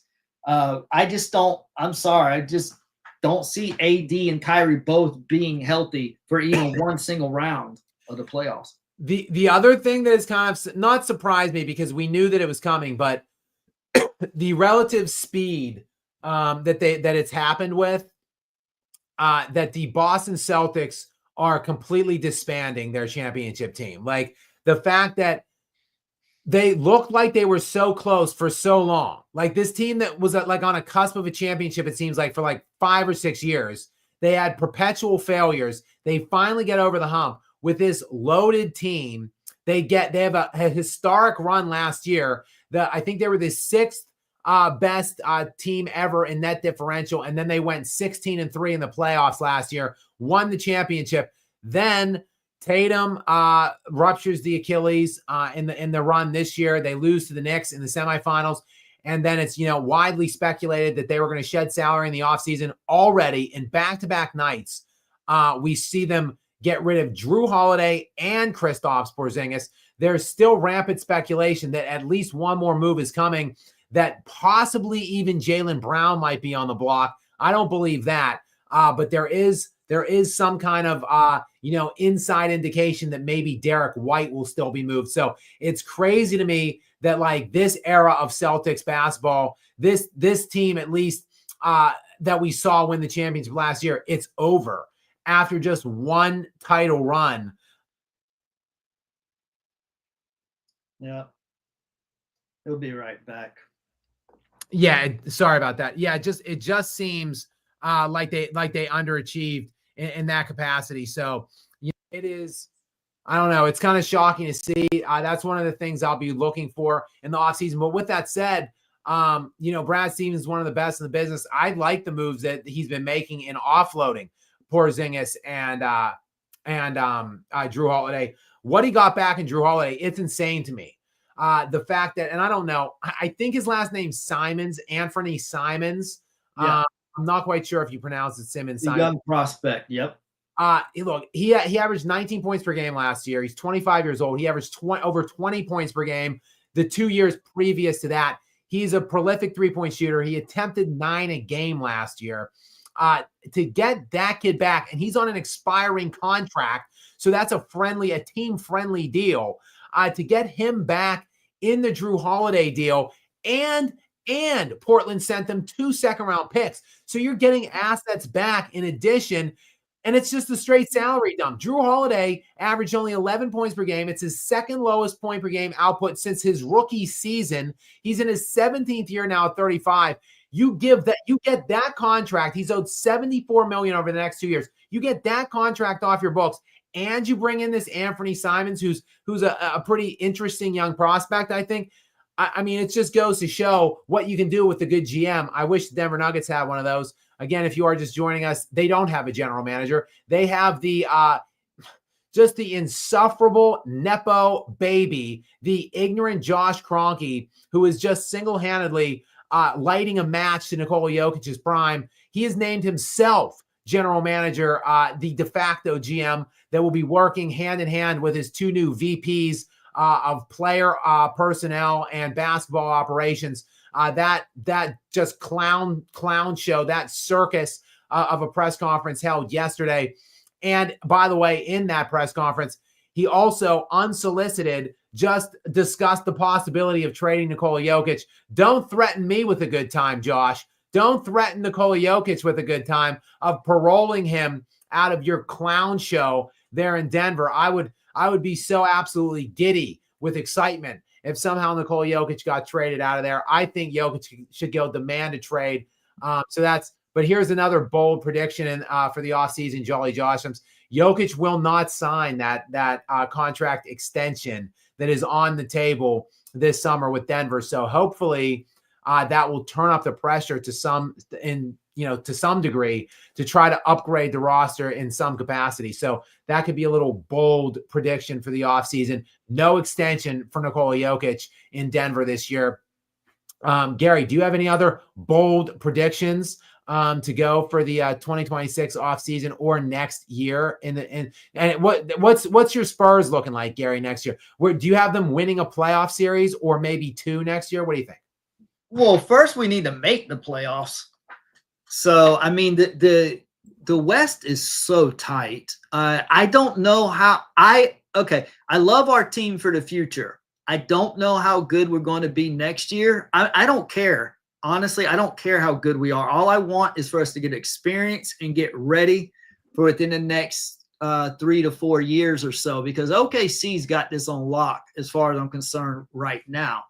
But I really like our roster. I like the Dylan Harper pick. I just don't know how it's going to shape up with, Castle, Fox, and Harper. What I'm guessing is play them and just see who rises up and who kind of shrinks back, I guess is the approach you have to take. And then a year from now, we'll have our team more solidified. And if we do have another bad year, hopefully we'll get another good lottery pick to go along with Wemby. I really think we had the potential, if we continue to build slowly, to match OKC and build a potential dynasty in the future. How it looks in 26, no idea, but I'm not overly concerned about it.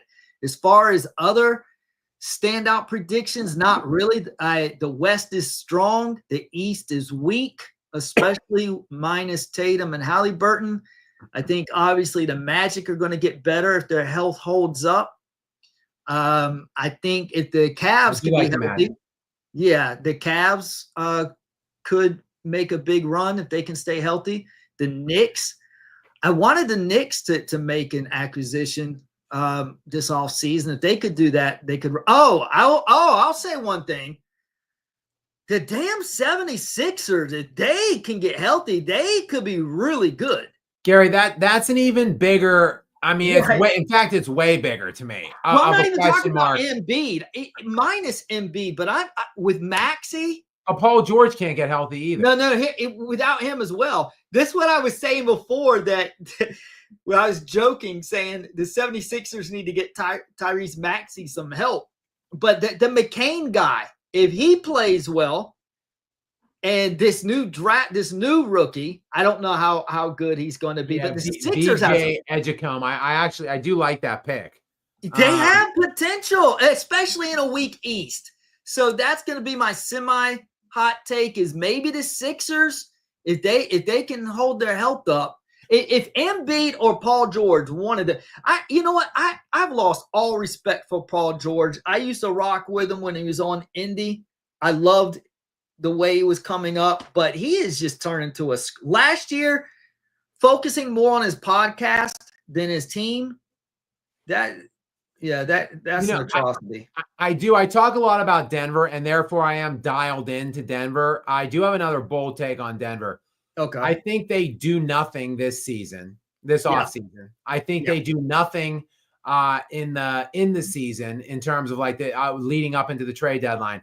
I think they go into the playoffs with virtually the same roster they have right now. And I think they lose in the first round. I think they are a play-in team. I think they win the first game in the play-in. I think they finish 7 or 8 range. They play in the first game and win it, so they become the 7 seed. Mm-hmm. And then Denver will have to play from the 7 seed and they will lose in the first round. The West is just too good. They've just become they're too good, too stacked, too deep. And the Nuggets, their roster, realistically, their lineup is just not good. So I feel we're in a time now where it's all about depth and how many guys you can play, like 8, 9, 10 guys. And the Denvers, they're just not built the right way. Go ahead. So I could see them losing to Houston, grabbing the second seed. I'm totally in agreement. Let me ask this, though. What can Golden State, if they could add a piece, is there any piece that you can think of that they could add that maybe they can make a deep run next year? Yeah. I mean, to me, they weren't that far away. I think they might have beat Minnesota in the semifinals had Curry not got hurt already. So they would have been a Western Conference Finals team this past year. And then, like, ultimately, look, who knows if they get into it with Oklahoma City. Golden State was like a top 2. I think them and the Thunder were the top 2 net rated defenses. Maybe the Clippers were in there too for the last like month and a half of the season. So Golden State was a very good defensive team, but they were a veteran team. They had playoff Butler there and Curry. Like, who knows what that final series might have looked like had Golden State got into it. If they just add anything of note, I think Golden State is right there as well. And that's what I'm saying. Like, there's too many teams that are good that can make runs. Like Denver, look, they very easily could have lost in the first round this year. They went 7 against the Clippers, and they had like a crazy buzzer beater game that they could have easily lost. Yeah. They could have lost that in the first round very easily. And I think the West is going to be that much better, and they're worse. They're going to lose Russell Westbrook and not be able to replace him at all. So they're going to be worse. Go ahead, Gary. There's one other thing that this is very loose, but something just to keep in mind. That prospect that had that season-ending injury before the season started last year, if he comes back, I'm trying to think what's the guy's name? I'm looking at Holmes. Okay, if that guy, because he's already on the team, so no signing necessary or anything. And that guy, like I said in the Facebook Nuggets group, they were all talking about how good he was going to be, and then he got injured. So unfortunately, Gary, that injury was an Achilles. So generally, 2 years. That's not like an immediate contribution the very next year. So yeah. Now he did do it in summer camp in like the summer league. So it was a very early injury. So maybe he comes back relatively early in the beginning of the season, and maybe, who knows, he works up. Obviously, he's very young. So yeah, I mean, it's a possibility. Okay, I didn't know it was Achilles. So probably realistically in 27, he'd be able to contribute. Best case scenario. Yeah, he won't do much next year. I was just trying to think of something positive for the Nuggets, but there's no optimism for the outlook for the future. So bleak for them because of how poorly their roster is constructed. And chat, let that just be a lesson. Sorry, Skap got off. It's coming back. But let that be a lesson to how you need to patiently construct your roster like OKC has done. That's why I did not want to just trade the future for Giannis, because I wanted my Spurs to build slowly so they can be well, and it's also a matter of just like the personnel just wasn't right. Like the Nuggets are not built like the NBA is all about long switchable defenders. The Nuggets have none of those guys at all. So like they're just not, they're not deep. They don't have any any semblance of bench depth whatsoever. No defenders on that team. I mean, they don't shoot threes a lot. They're typically at the bottom of the barrel in terms of threes per game. Obviously, we know that's a big element in today's NBA. So they're just not built right at all. Except in 23, when they had Bruce Brown, KCP, and Jeff Green. Notice the difference. They look unbeatable in that 23 playoff run. Lose Bruce Brown, lose Jeff Green, and then next year lose KCP. And now look at them. And I'll also say 80% of they are almost in the second apron. So they have been over the luxury tax for like multiple years now. And yet 80% of their cap, which is one of the biggest salaries in the entire league, 80% of it goes to their top 4 players. 3 of the 4 players are Jamal Murray, Michael Porter Jr., and Aaron Gordon. The 3 of them have combined to play in 25 NBA seasons. In 25 total years, they have combined to make not one single All-Star appearance. And it doesn't look like they're close, any one of them, to becoming an All-Star anytime soon. So you cannot pay that much for guys that aren't elite. They're just not elite. So like you're paying the majority of your money to those guys that are not elite. Then you've missed on a very varying other amounts of players like Zeke Nnaji, who's making $8.5 million a year to not play at all. Dario Saric making $5.5 million to not play at all. There's just so many mistakes made in the build out. I just don't see any way. There's no way through. They're going to lose in the first round, and then there's going to need to be a real determination. When you go from NBA champion to second round exit, first round exit in 3 straight years with prime Nikola Jokic, who will then all of a sudden be setting to turn 32 the following year, there's going to have to be a real consideration made in the next summer, in the next offseason. What are we doing here? Like, I think probably then maybe the consideration to trade Jokic might become real in that next year, because then also Jokic is in the last year of his contract that is controlled by the team. He'll have a player option the year after that. So they'll have realistically only one real year of him under contract at that point. I think maybe they panic and maybe pull the trigger on a move then. Any chance Luka doesn't sign with the Lakers in a year? How hilarious would that be?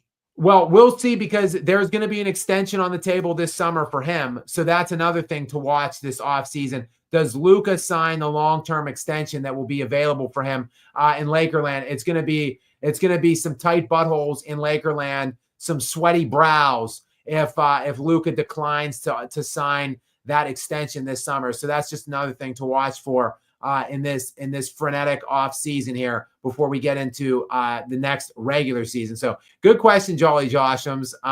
Let's move on to Xavier DeGod. Xavier, welcome back in. Thank you for yet another kind and generous sponsorship here in the lounge. Gary, what does Xavier have for us this time?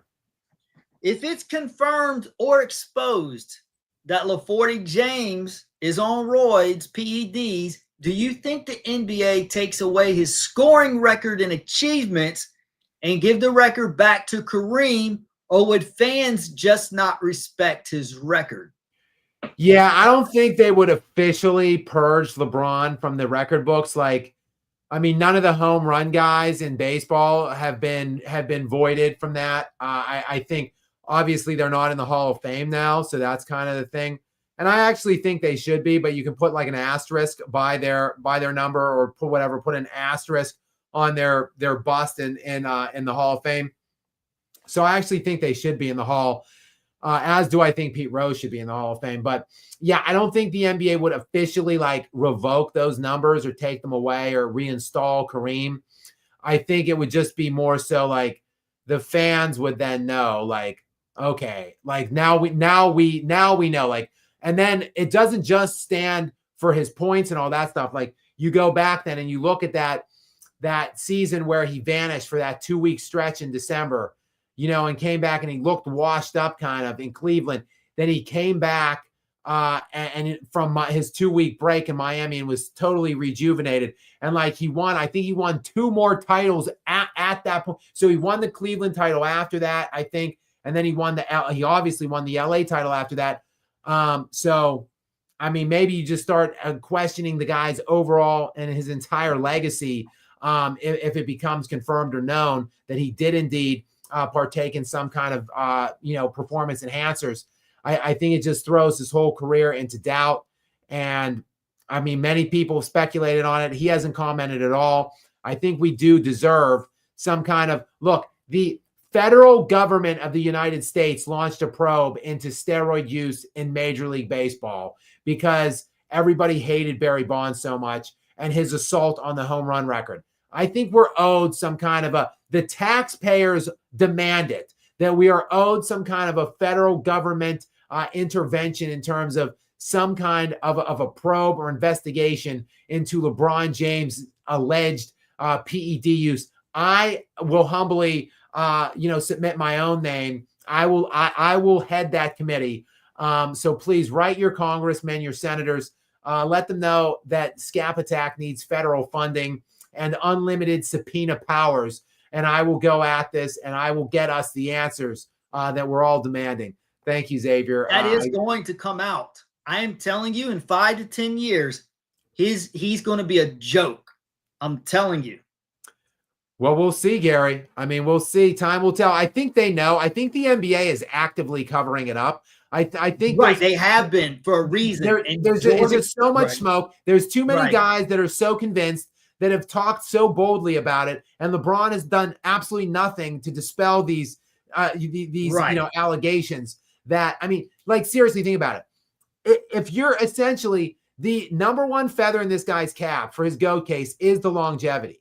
Like, if people are calling him a cheater and essentially saying that longevity element of your legacy is it's garbage. Like, wouldn't you come out and vehemently reject that and deny that and say, what? Hell no, I never used. Like, I demand you apologize to me. Like, let's go to court. I'll take you to court for slander or whatever, or libel, unless you issue me a public apology. He has never done any of that. We've seen this guy run his mouth, Gary, about everything.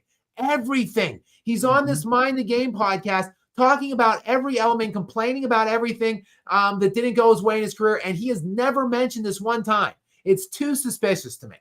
Yeah, it'll come out. You're right. The league is covered, but they're not going to keep covering for him. Like I said on that video, they are pushing him out. They're tired of him because he failed. They put him in perfect position. If you remember on that video, I showed you how immature and arrogant he was, unlike Jordan and Kobe, how those guys worked their tails off. LeBron was lazy, and now he's underachieved, and they're done with him. They're shoving him out. And I'm not saying Jordan's going to come on the scene and start trashing LeBron, but what everybody's going to see is how much smarter and more intelligent and how much more basketball he knows than LeBron. And the narrative's going to start shifting. And if LeBron doubles down, if need be, then Jordan will deliver that death blow if need be. I mean, I would obviously love to see it. We've got multiple Xaviers here.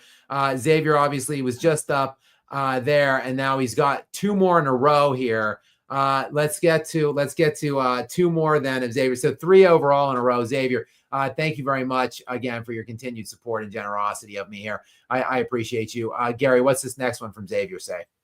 If T-Mac wanted to win, he would have stayed in Toronto. Also, T-Mac would have had Hill and Duncan if Doc Rivers didn't say no to Tim's wife being on the plane. Yeah, there's obviously some speculation. If Tim Duncan was somewhat flirting with Orlando in free agency one year, I don't think he was ever realistically going to leave San Antonio. I just don't believe that. But I think there is a big what if Grant Hill didn't get hurt. I mean, if you remember, Grant Hill signed a mega deal in free agency, basically the same time T-Mac did. Orlando really, opened up their checkbooks, backed the Brinks truck up, dropped the old pants, proverbially speaking, to bring both of those guys in, sign them both to humongous contracts. And McGrady was just an absolute beast for like the 4 years that he was in Orlando, but Hill was never right. That was both of the players. It's so odd that they were both on that team at the same time, because they're both two monstrous coulda, woulda, shoulda, what ifs in the NBA. Two guys that had they been able to stay healthy throughout the entirety of their career, who knows what they might have become. These guys might be, top 20 all-time players in that kind of conversation had they not both gotten hurt throughout the majority of their careers. And it's just ironic that they both were on the same team there in Orlando, and just never really materialized. But good point there, Xavier. And Xavier with another Kobe point here. And the T-Mac Kobe thing has been kind of a pervasive topic on the internet. I just did a video on it, so I have that up. It came out about 12 hours ago. So people are kind of responding here. I, of course, always love to talk Kobe. Gary, what's this next one from Xavier say?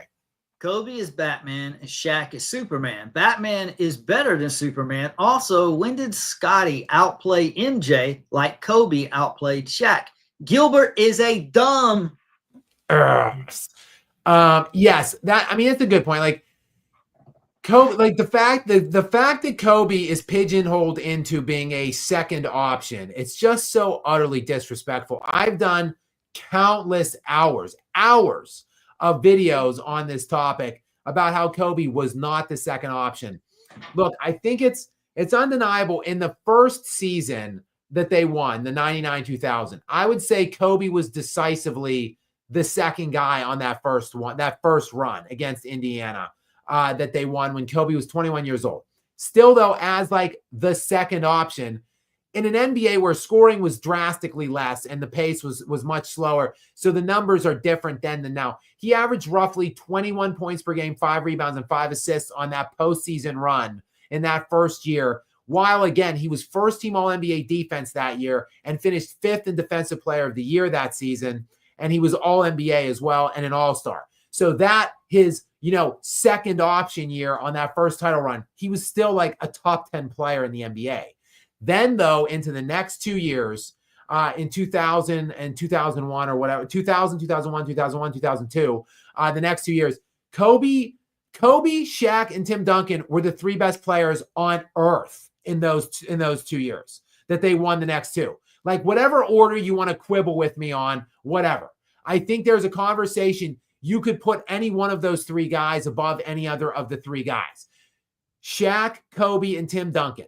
So whatever. Like, Kobe at worst was the 3rd best player on the planet, and people are saying he's like the Robin or a second. Get out of here. Plus, he was the leading scorer for the Lakers in the 4th quarter and in clutch time. He, in fact, led the NBA playoffs in clutch time scoring in those 2 seasons. No second option in NBA history was leading the 4th quarter and clutch time scoring for entire playoff runs and called a second option. It's just so utterly ridiculous and disrespectful to call this guy a second option. It's sickening to me. He's one of the best defenders in the league at the time, and he is arguably the most clutch player in the NBA. And he was averaging like 30 points per game in these playoff runs, and people were saying second option. It's just so stupid. Like, Scottie Pippen was on average scoring 10 points per game or more less than Michael Jordan on those title runs. Like, more than 10 points per game fewer. Like, Kobe was like 30 or 29 points, and Shaq was 30 points the one year. Shaq was like 28 points one year, and Kobe's like 26 points the other. Like, these are it's not the same. So for people to present it in the light of like Kobe and Shaq didn't have a Jordan and Pippen type pairing. They had like a Kareem Magic type pairing.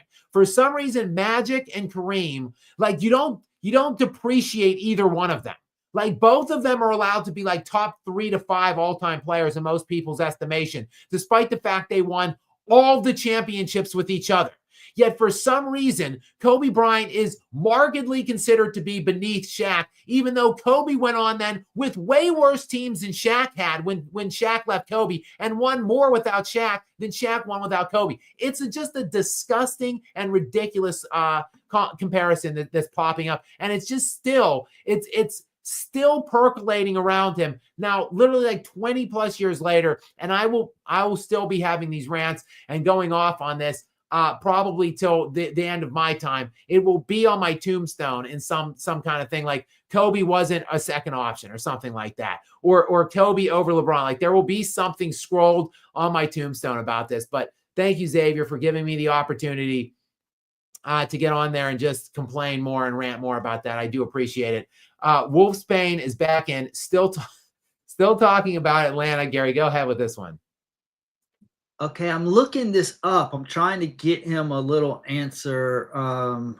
I swear, why does every Atlanta team do this? We get good talent and then throw it away. They have one of the most inconsistent franchises in the country. Let me chime in real quick. I see that they traded 13th pick Queen for the 23rd pick Asa Newell, and they also acquired either New Orleans or Milwaukee's, whichever pick is more favorable, in the first round of 2026 next year.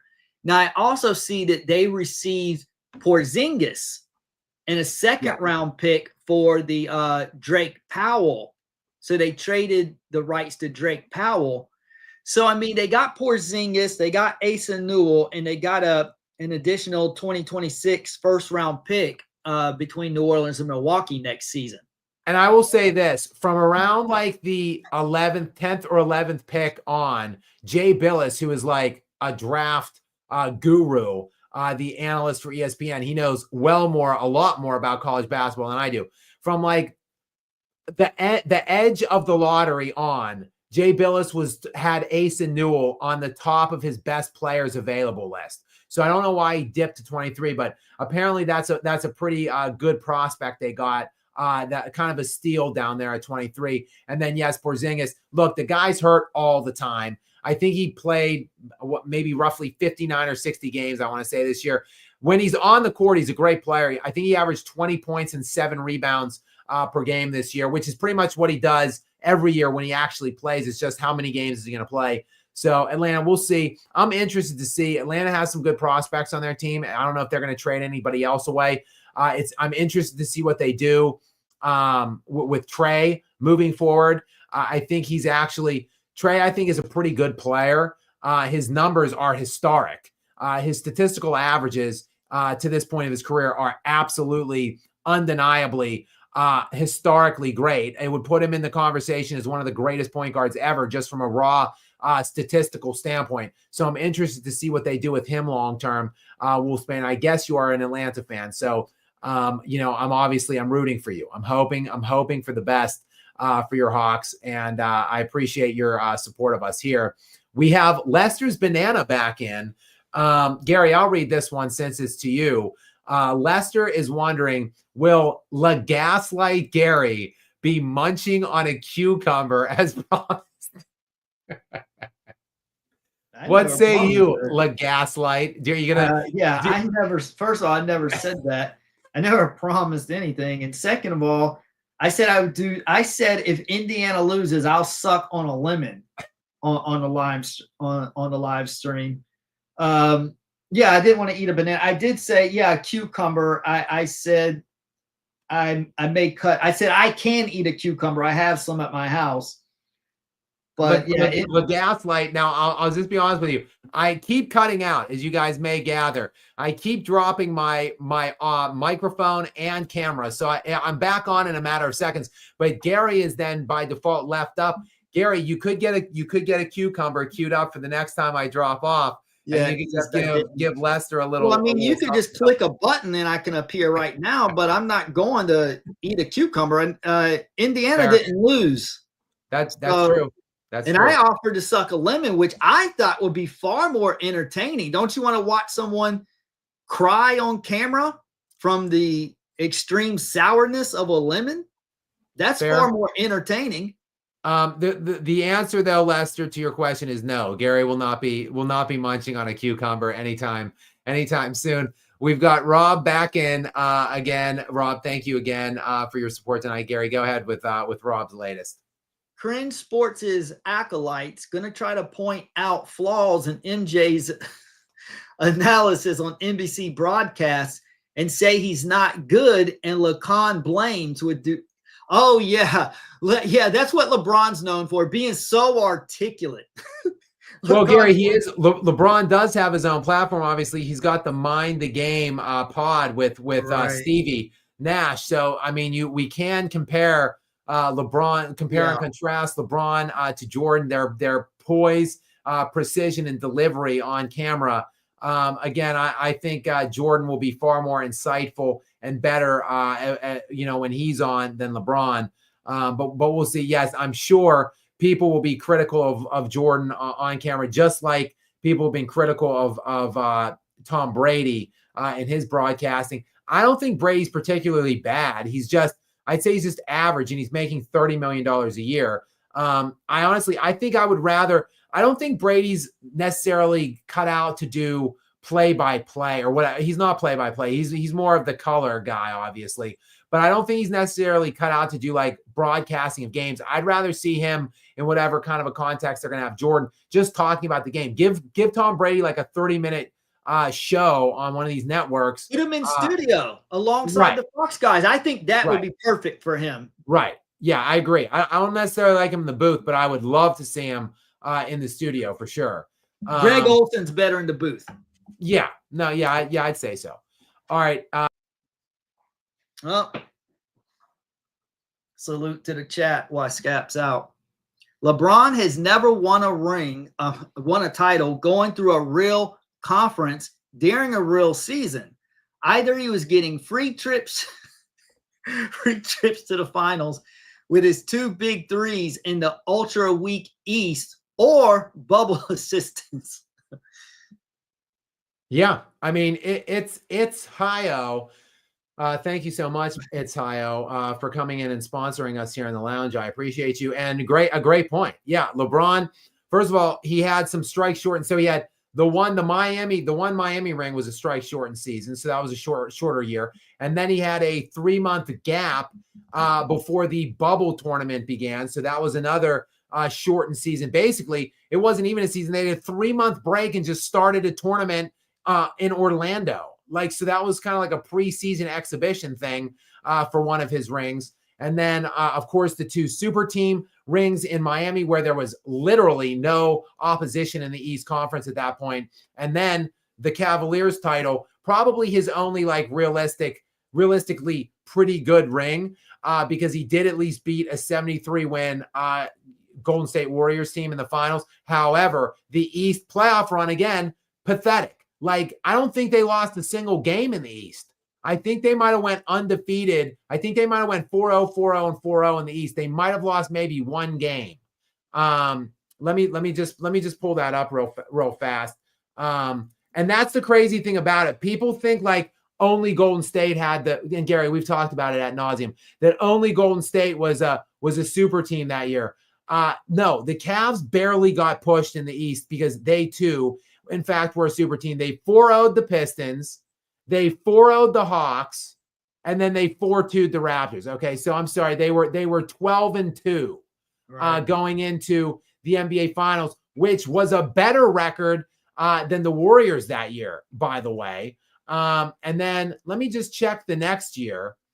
The next season, so the year they got Durant, that 2017 NBA playoff year, they 4-0'd the Pacers, 4-0'd the Raptors, and 4-1 the Celtics. So they went 12-2 and 12-1 in back-to-back years. And people say that wasn't a super team. Get the hell out of here. That was absolutely a super team and a weak-ass conference at that. So it's Hi-O. You're 100% right. What has he done? I've said it for years. LeBron wouldn't be shit in the West. And once he went West, he hasn't been shit other than that one bubble championship run, which, again, doesn't really count to most people if we're being realistic. All right, Will N is back in yet again. Will N, welcome back into you. Gary, go ahead with Will's latest. I hope NBC brings back NBA Inside Stuff. Loved that show as a kid. Would love to see Ernie, Shaq, Chuck, and Kenny as the hosts possibly. That won't happen because they're signed with ESPN. Yeah, yes, the Inside the NBA will be, I think, going to ESPN. As far as I know, maybe something happens. I know Charles Barkley, who's very opinionated, I love Charles, is in some kind of a feud with Stephen A. Smith, who was like the king of ESPN. So who knows, maybe some kind of falling out thing might ensue there, and we can get the Inside crew over to NBC. I agree. I would rather have them there. But Will N, I do believe they are bringing in NBA Inside Stuff back. So, it's not going to be Ahmad Rashad because he is 75 years old or something like that, maybe a little older. So it's probably going to be somebody else. But I, too, am intrigued to see if they do. Maybe Jordan will be involved in some capacity on that one. that'll be something fun to watch. I can't wait to see what the structure is of the NBC telecasts, see who they have on the game calls, and then in the studios, and then what other shows they might come up with. I'm intrigued. That's one of the things I'm looking out for in this offseason, is to see the dynamics there in NBC. So I agree with you, Willen. I hope they bring it back. I think they are. It will be interesting to see, though, who the host is. I think Chuck's going to retire fairly soon. I don't think he's going to deal with the crap on ESPN. He's ready to retire.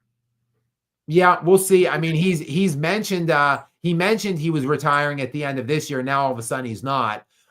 So we'll see. Next in, we've got D's Laughs. Got him.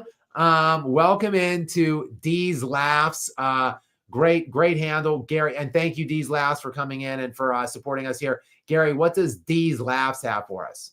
Overdue for your great work from an OKC fan in Toronto. Salute. Welcome in, from Canada. Thank you for coming in and joining. And I mean, you've got the great Canadian in SGA leading your team. So yeah, the OKC Thunder.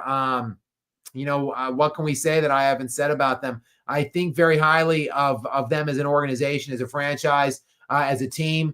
And I think, like I just said earlier tonight, that I think they will be defending their NBA championship from this year. And it might look a little bit better in the playoffs for them next year, I think, although they're probably going to have a more difficult path, because I think there will be teams that are more well-positioned to beat them next year, principally Houston, and we'll see what Dallas has. But still, Oklahoma City, again, my far too early call for next year. Oklahoma City defends their NBA championship over the Cleveland Cavaliers in the NBA Finals.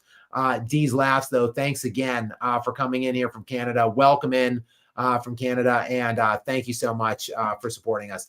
Titan Moss 37 is in next. Yet again, another regular. Welcome in to you, Titan Moss. Oh, I see D's Laughs is also back in next. But let's go with Titan Moss, though, first. Thank you, Titan. All right, he'll be right back. But sup, Skap and Gary, who's the better wide receiver, Randy Moss or Jerry Rice? Jerry Rice, definitely the most accomplished resume of any wide receiver, hands down. Randy Moss may be the single most talented wide receiver of all time, but he didn't have it mentally the way Jerry Rice did, and that's what held him back ultimately. Well, I don't think I'll go that far for Randy Moss. I think in terms of your criticisms of Randy mentally, Moss, remember how he acted at Oakland before he went to New England? He was like a head case. Here's the thing, Gary. I'm going to say why I think this is an unfair comp. First of all, you cannot dislook the resume of Jerry Rice. It is impeachable. Right. He's got by far the most receptions all time in NFL history, by far. The most yards all time in NFL history, by far. The most touchdowns in NFL history, by far. His longevity is, again, unimpeachable. If you look at the guys that have the most receiving yards after the age of 40, like Jerry Rice has like 1,200 or something like that. And then the next guy with the most is Tom Brady with like 10, because he caught a pass in like one game. What I'm saying is nobody catches passes and yards after the age of 40, and Rice has over 1,000 yards after 40. He's got every component of the case of the argument to be made in his favor, and 4 Super Bowls, a league MVP as a wide receiver, and a Super Bowl MVP. He is by far, without close comparison, the GOAT wide receiver. He's pretty high on the all-time list of all-time great NFL players, regardless of positions. So the answer is Jerry Rice. But Randy Moss, to me, is undisputed the number 2 greatest wide receiver ever. And while I will just say this in Randy Moss's defense, he is number 2 all-time in touchdown catches behind only Jerry Rice. And look at the players. Look at the quarterbacks that Randy Moss had to play with. Jerry Rice spent the majority of his career playing with 2 of the greatest quarterbacks of all time, Joe Montana, who many think is the second greatest player at that position ever behind only Brady, and then Steve Young, who was a first ballot Hall of Famer. That's who Rice had for the vast majority of his career. Who the hell did Randy Moss have throwing him the football? Look at the quarterbacks that Randy Moss, he had Dante Culpepper for the vast majority of his like real prime, I would say. He got like Randall Cunningham for like 1 year. Yeah. Brad Johnson, part of the time, Brad Johnson. Here is the list of quarterbacks that Randy Moss has played with. Dante Culpepper, Brad Johnson, Randall Cunningham, Jeff George, Matt Castle, Kerry Collins, Colin Kaepernick. That is just to name a few, by the way. Did you forget Tom Brady? He played, and I was waiting to mention Tom Brady. So look, but people, Gary, what was the narrative though swirling around Randy Moss whenever the New England Patriots acquired him? That he was a cancer to the team because of how he acted at Oakland. He didn't act like that when he got to New England, though. I mean, not only that he was a cancer, that he was just washed, Gary. Like, I mean, yeah, because I took him in my fantasy football league, and some people were laughing, and then I started dominating, and he was one of the biggest reasons why. Like, Gary, he was 30 years old when he went to New England. 30. Right. His previous year, he played 13 games. Back then, kids, there were still only 16 games, not 17. So he played 13 games. So it's not like he wasn't playing in the games. He caught only 42 passes for 553 yards in that, and 3 touchdowns only. Then he goes to New England at the age of 30. People think he's done.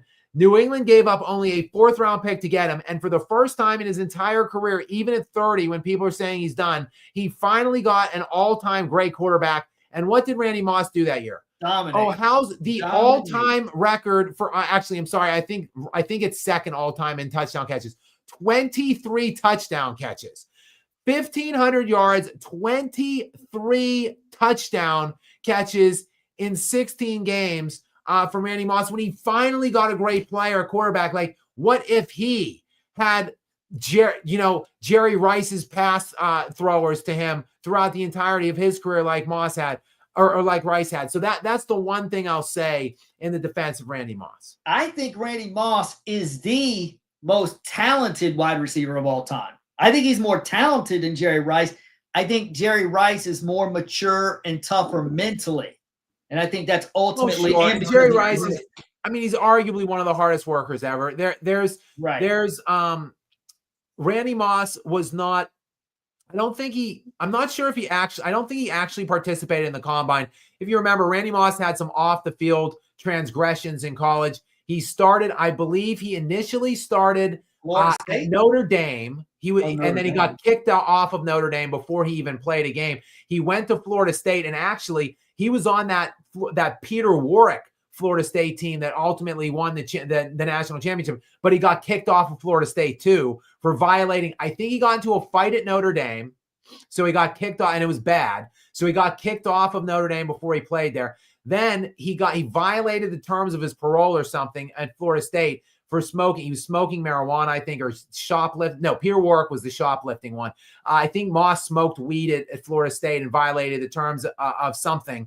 So he got kicked off of Florida State, then ended up at Marshall, and where he became, I think he finished 3rd in the Heisman voting that year with Marshall, which, Gary, let me lay this on you. I don't want to get on an NFL tangent here, but was there ever a better trio in Heisman voting history in terms of what they would become in the NFL? The Heisman finalists, I think the year that Randy Moss was one of the 3, was Randy Moss, Peyton Manning, and Charles Woodson. So, how's that? Hall of Famers. Yeah.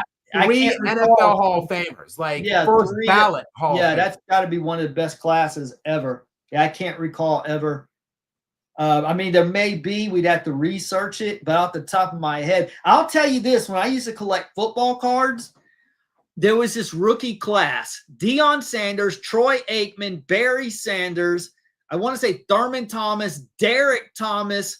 So possibly that class may have matched that. I'd have to go and look and see who won the Heisman that year. But, oh, my goodness, those packs are 50 cents a piece. I would spend $5 and $10 and buy like 10 packs at a time.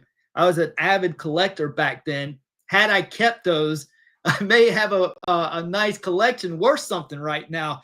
So many rookies in one class. But Titan Moss, that's a great question just overall. Randy Moss, anyway, yeah, great, tremendous. He was a freak athlete, obviously nicknamed the Super Freak. Where I was going with, I don't think he participated officially in the combine, but in his non-official, I don't think it was an electronically timed 40, but there was murmurings that he was running like low 4.2s, like high 4.1s, low 4.2 40s. And he was like 6'4" and had like a 50-inch vertical leap too. The guy was an absolute freak. Jerry Rice, meanwhile, coming out of Mississippi Valley State, ran like a 4.6 40. But the guy was just such a tenacious worker and had such a great work ethic.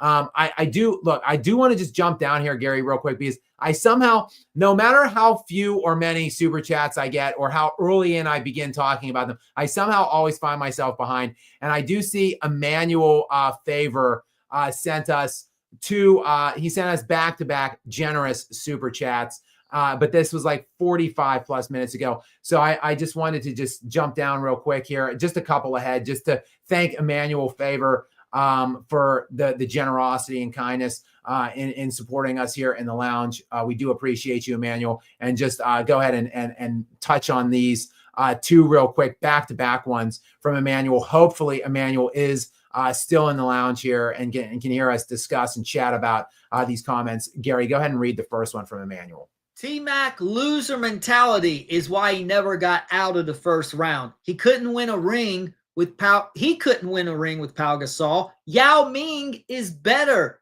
than Pau Gasol.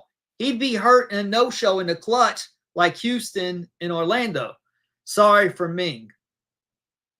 Let me just address my mic here real quick. Thank you for reading that, Gary. Sorry that I keep dropping out. This is very annoying. But anyway, yes, Emmanuel, I can't agree more with you. Yao Ming definitely did have injury concerns. Unfortunately, he was robbed of the latter stage of his career. But yeah, Yao Ming was a better player than Pau Gasol. Like peak for peak, Yao Ming was a better player than Pau Gasol.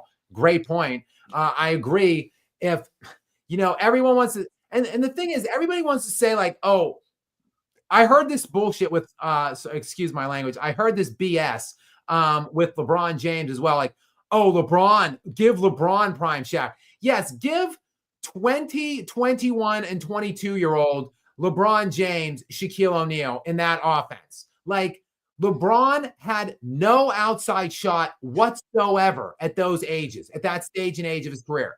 Like, LeBron would have been lost in that offense. They would have had no spacing whatsoever. He would have been clogged up because Shaq would draw the defenders into the middle of the lane. They wouldn't have won anything with LeBron if 21, 22-year-old LeBron was playing with Shaq and that Laker team. So just spare me all this would have, could have, should have revisionism. Like, Kobe Bryant gets so undervalued, those early Kobe Bryant runs.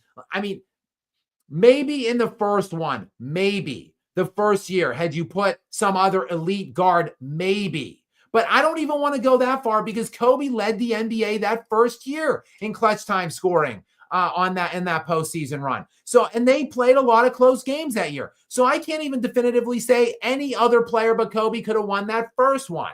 Certainly not the second two. It's insane. And yes, Kobe took just Pau Gasol and went to three more and won two. And Tracy McGrady could have never dreamed of winning those two championships. So why should we believe that he could have won the ones that he said that he could have won with Shaq? That's a great point, Emmanuel. And yes, Tracy McGrady, I'm afraid you're right. Loser mentality. Go ahead, Gary. I just wanted to clarify what we were talking about. You're right, and I just wanted to confirm the details for you in the chat. For the 2008-9 season, the Rockets signed forward Ron Artest. While McGrady wound up playing only half the games before enduring a season-ending microfracture surgery, the Rockets ended the season 53-29, enough for the Western Conference 5th seed. During the playoffs, the Rockets beat the Portland Trailblazers 4-2, winning their first playoff round since 1997. During the series, Dikembe Mutombo injured his knee, which forced him to retire after 18 seasons in the NBA. However, the second round against the Lakers had the Rockets losing 4-3 and Yao Ming suffering yet another season-ending injury, this time a hairline fracture in his left foot. So you were right, McGrady wasn't playing. That's why I thought McGrady had actually made it out of the first round. His team made out of the first round, but he wasn't playing. Yeah, that was a tough. They took that Lakers game. That was the year the Lakers beat Orlando. That was a tough series. 7 games. I remember that series. That was a tough series. Orlando beat LeBron and lost in 5. So the Rockets gave the Lakers more of a challenge. The Tracy McGrady-less Rockets gave the Lakers more of a challenge than the team that smoked LeBron. Yes, GOAT. That was a tough series. I remember that series well. The Lakers got absolutely blown to pieces in one of the games in that series. I think it was, I want to say it was on Mother's. I want to say it was on Mother's Day. Okay. But yeah, I remember the series. It was, I'm trying to think. They lost by like some crazy amount of points, I think, in one of those games. I mean, I can look it up and get back to you. Actually, the Lakers were down 1-0 in that series. Mm-hmm. They lost, then they went 1-1, and then they were up 2-1, and then no, I guess they didn't. I guess they really didn't get blown out, and they lost by 15 in Game 6 to get pushed into a Game 7. But yeah, that was a tough series. The Lakers, Kobe averaged 27, 5, and 4 in that series. I'm just trying to check and see who. Yeah, I mean, not a lot, just good defensive players really. On that, Yao Ming played in only 3 games in that series. That was the Rockets. They were just a gritty, defensively oriented team. That was one of the more challenging series on those runs that Kobe had at that time. So yeah, good. Anyway, Gary, thanks for getting that context for us. And Emmanuel, thank you for that one. Let's see what Emmanuel's next one is.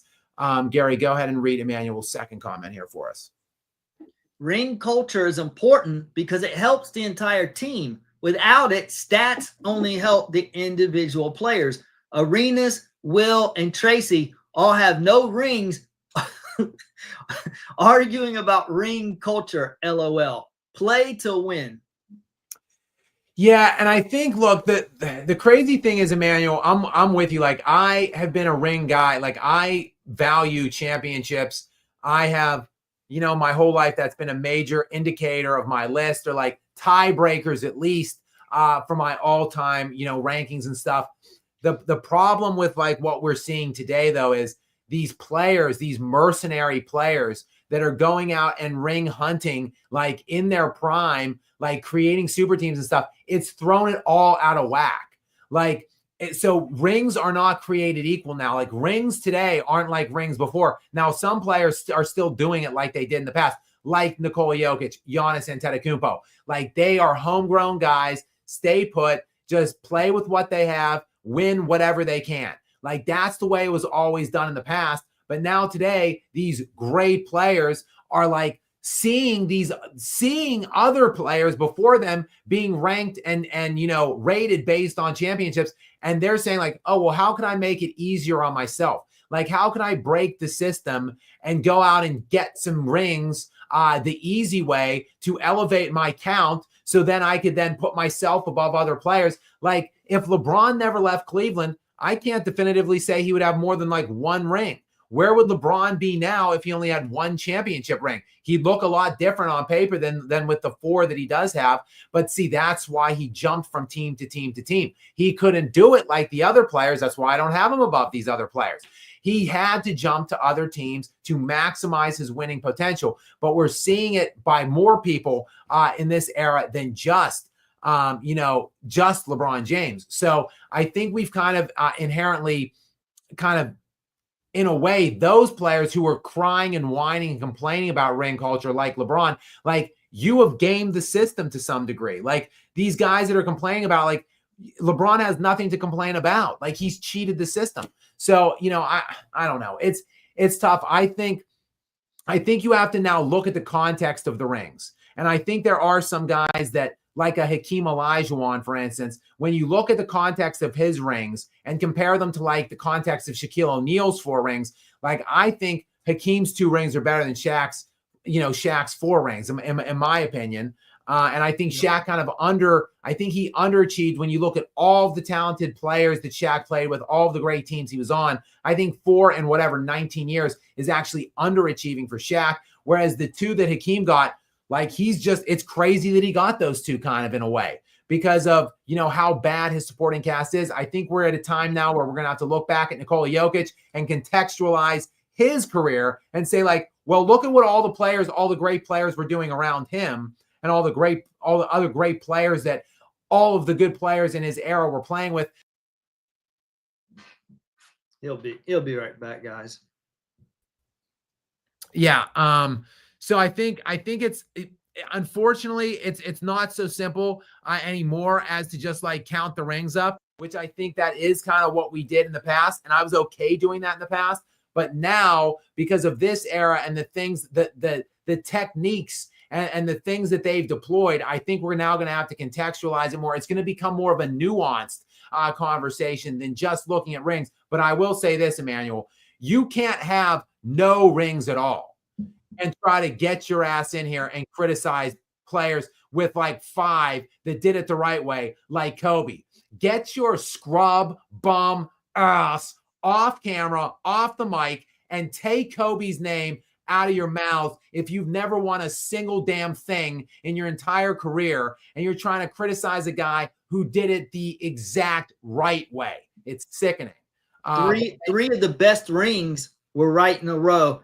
Kobe in 29, and in 2010, and then Dirk in 2011. Those were 3 very hard-fought rings.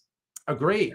And then we saw other good rings, like Toronto's ring was pretty good, even though like they needed the injuries from Golden State to get it, obviously. But like that's a fair ring. And then Giannis won in 2021. That's a good ring. And then Jokic won in 2023. That's a good ring. So like there's a lot of good rings we've seen in recent years, trying to finally turn the page from this cowardly super team era. But Emmanuel, thank you again. Hopefully you were here for that. Okay, let's jump back up. We hit the Titan Moss question. Let's jump back in now with D's Laughs. Again, welcome back in, D's Laughs, to you. Many thanks. Great handle, as I said before. Gary, what's this next one say? From Canada, an OKC fan from Canada. I wrote 2 OKC songs with you on the intro and outro. That's awesome, D's Laughs. Thank you so much. I would love to hear them. Go ahead and shoot me them if you can to my email. That would be jas838@gmail.com. That is my like personal email. If you are so inclined, that is. If it's not any kind of a problem, I would love to hear that. And thank you for wrapping me in there in some way to those songs. That's pretty cool. Like I said, if it's not too big of a deal, I would certainly like to hear that. Xavier DeGod back in for like, I don't know, the 7th or 8th time tonight. Xavier, many thanks to you again for your continued support of us here. What's up with Xavier this time? T-Mac could win with Shaq, but not three-peat. Maybe. Yeah, maybe. Yeah. Maybe. But the thing is though, like which one? Like maybe the last one, maybe. I don't think they get the first one with T-Mac instead of Kobe in 99-2000. Like just go and look what T-Mac was doing in 99-2000 versus what Kobe was doing in 99-2000. Like again, Kobe first team all NBA defense. Kobe led the NBA playoffs in clutch time scoring. I don't think, and they played a lot of close games that year. I think they played 8 clutch time games of their 16 wins. So including the Pacers series, which was no gimme. Remember Kobe, but like single-handedly won that game 4, which it would have been a 2-2 series without Kobe taking over in overtime after Shaq fouled out and making it a 3-1 series instead. Like I can't say definitively they would have won that with T-Mac in place of Kobe. And then certainly I don't think they win the second championship with T-Mac instead of Kobe. Kobe was unbelievable in that championship run. He averaged 29 points per game, 7 assists and 6 rebounds or something like that per game on high efficiency shooting in that postseason in the middle one against 450 win opponents in a row in that. Like the second hardest SRS run in recorded playoff basketball history in 2001, the Lakers had. And the Lakers demolished the opposition because Kobe was arguably the best player on the planet during that postseason. I think he was the best player on the planet in that postseason. So I don't think they win that one. Maybe the third one, maybe. But look at that. Look at the 7-game series that they played out against the Sacramento Kings there. That Kobe was masterful in that 7-game series that they ended up winning game 7 in Arco on the road. I can't say that they win any of those championships. Maybe actually, if you put McGrady 03-04 McGrady on, maybe they would have won that one, the one they didn't win when they were going for the four-peat, because Kobe had torn his labrum in his shooting arm in the first round against the Timberwolves, I think, and then the Spurs ultimately beat them and won that championship. Maybe the Lakers would have won that one, the one that they didn't win. That's pretty much the only one I see that you can make an argument for, Xavier. The Enforcer back in again. Oh, here we go. What Xavier is giving? I'm sorry, the Enforcer is giving Xavier some pushback, I think. Go ahead with the Enforcer's latest comment. Xavier is wrong. Shaq couldn't win until he had an all-NBA and all-NBA defensive guard. Fact. I mean, didn't Penny? Wasn't he defensive? No, I don't think he was defensive. He was all NBA for sure, but I don't think Penny was ever all NBA defense. I think he was. Let me see. Anthony Hardaway earned 2 NBA all defensive team selections. He was named all defensive second team in both the 94, 95, and 95, 96. So he's a second team NBA, okay, which Kobe was first. But still, though, impressive. Penny Hardaway, he was crazy, and Shaq couldn't win with that. Now, granted, they did lose to Jordan they lost to Hakeem the one year, and then Jordan the next. So Hakeem in one of the best, runs ever, and then Jordan in the 72 run. So that's bad timing ultimately too, to some degree. So I do want to put some context there on that. But you're right. But he did have Eddie Jones and Nick Van Exel, who weren't NBA defensive player, all NBA defensive players, but they were all stars. And they made all NBA. I think Eddie Jones was all NBA one of the years. So, and Shaq couldn't win with that. So yeah, there's just some questionable things floating around. I think Shaq's legacy overall is a bit overrated. Ultimately, when you look at all of the great supporting cast he had, not just the Penny. Then he went to Dwayne Wade after that. Then he went to LeBron after that. Then he went to Steve Nash and the Suns after that. Then the Celtics after that. He was playing with perennial Hall of Fame MVP caliber players his whole career. And only to get 4 championships. Whereas look at Kobe. Look what Kobe had on his teams by and large after his 8th year in the league when they got rid of Shaq. Not very good. And Kobe still managed to squeeze 2 more championships out there. All right, next up we've got, we did Emmanuel's next to, Emmanuel has another one after Mark. So let's hit Mark. Mark Law, welcome in, a regular in the lounge. Many thanks for coming and finding us in our first postseason lounge edition. Gary, what does Mark have for us tonight? I've got to admit, Mark, if you're still here, I don't know exactly what you mean by this. Can you clarify in the chat? He says, I find it disrespectful Dylan Harper is given number 2. You're not implying that he should go over Cooper Flagg, are you? Or you're not saying someone else was being disrespected and Harper should have went further down, are you? What do you understand what he's asking here?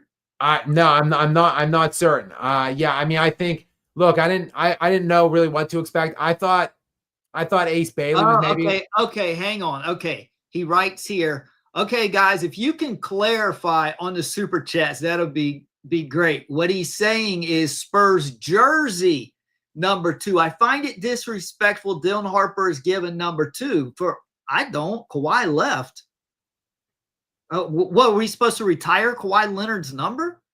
The guy just left. I mean, yeah, Gary, you're more you're more suited to answer this than me since you are a Spurs guy. So yeah, that's what you think he's saying? Think it's Kawhi? disrespectful. I don't think. I mean, I still love Kawhi, but I'm saying, but the way he left on the team, the way he demanded a trade like that, I don't think he deserves to have his number retired. He didn't play there for long. If he played there like a much longer time, then yeah, but he was there a short time and he was really good. Like I said, I still love Kawhi. I think he's a potential, if he had not got injured, I think he's a potential top 10 of all time player because he plays such good defense as well as offense. But I don't have a problem with them giving number 2 to someone else. Wait, I thought De'Aaron Fox got number 2 and then they moved him to number 4. So I'm just looking that up actually, because De'Aaron Fox does wear number 2, or he did. He is number 4 though on the Spurs. Right. So, yeah, they didn't give him. And are you sure? Are we sure, Mark, that Dylan does officially have number 2? I've never even watched Dylan Harper. Fox definitely is number 4 with the Spurs, but he was number 2 with the Kings. So okay. Actually, or wait, I'm sorry. It looks like I'm seeing a lot of imaging with him as 5 as well, actually, on the Kings. Okay. But allegedly he had planned to wear number 2, but then went to 4. I don't know. So I guess it was, but Dylan's number 2 on Rutgers, and it appears he's going to wear number 2. I mean, I don't have a problem with it. I think number 4 fits better for De'Aaron Fox anyways. Maybe it's just because Fox starts with an F and the number 4 starts with an F. Sometimes just alliterations make more sense in your mind, even though they don't really mean anything significant. But number 4 fits De'Aaron Fox, I think.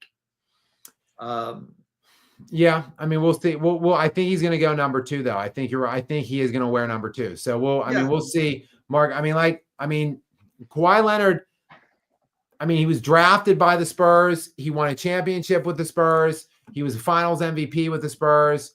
Ultimately, though, he played with the Spurs, actually a little bit longer than I thought. He was there for 7 years. But things did not end well between him and San Antonio, obviously. He kind of forced his way out of there. He had a lot of allegations about the medical staff there, claimed that they were pressuring him to play when he wasn't healthy. So things really did not go well. They had kind of a messy divorce. So I don't really necessarily have an issue with him with them still throwing number 2 out into the rotation as well. But all right, Gary. Friends afterwards. Right. Love is back, has been restored. Right. Now, easy, Gary. Emmanuel Favor is back in, who has been very generous to us tonight. Now, so go easy on him with his KD take here. Go ahead and read this one. Okay. Emmanuel, I don't know. Have you seen my channel before? I made a video about this. I will actually put a link in there now if you want to watch it after the live stream or sometime soon. It's in there now. Okay, he says, no, they shouldn't be in the Hall of Fame. Cheaters and most losers should be forgotten. KD should never have his jersey retired or be in the Hall of Fame. LeBron is exempted only for winning in Cleveland. So I'd like to see what you think about my video. If you want to leave me a comment on my channel, Emmanuel, if you want to check out my video. So look, I have some strongly worded Emmanuel videos on Kevin Durant and Steph Curry, quite frankly. But the thing remains though for me, no, regardless of what Steph Curry and Kevin Durant did, which I don't like in a vacuum, they only did it as a reaction to LeBron James, in my opinion. Like had LeBron not done what he did in Miami, and even if it just ended in Miami, if LeBron did what he did to go to Miami and then just stayed in Miami, then I don't think even Steph Curry and Kevin Durant would have done what they did.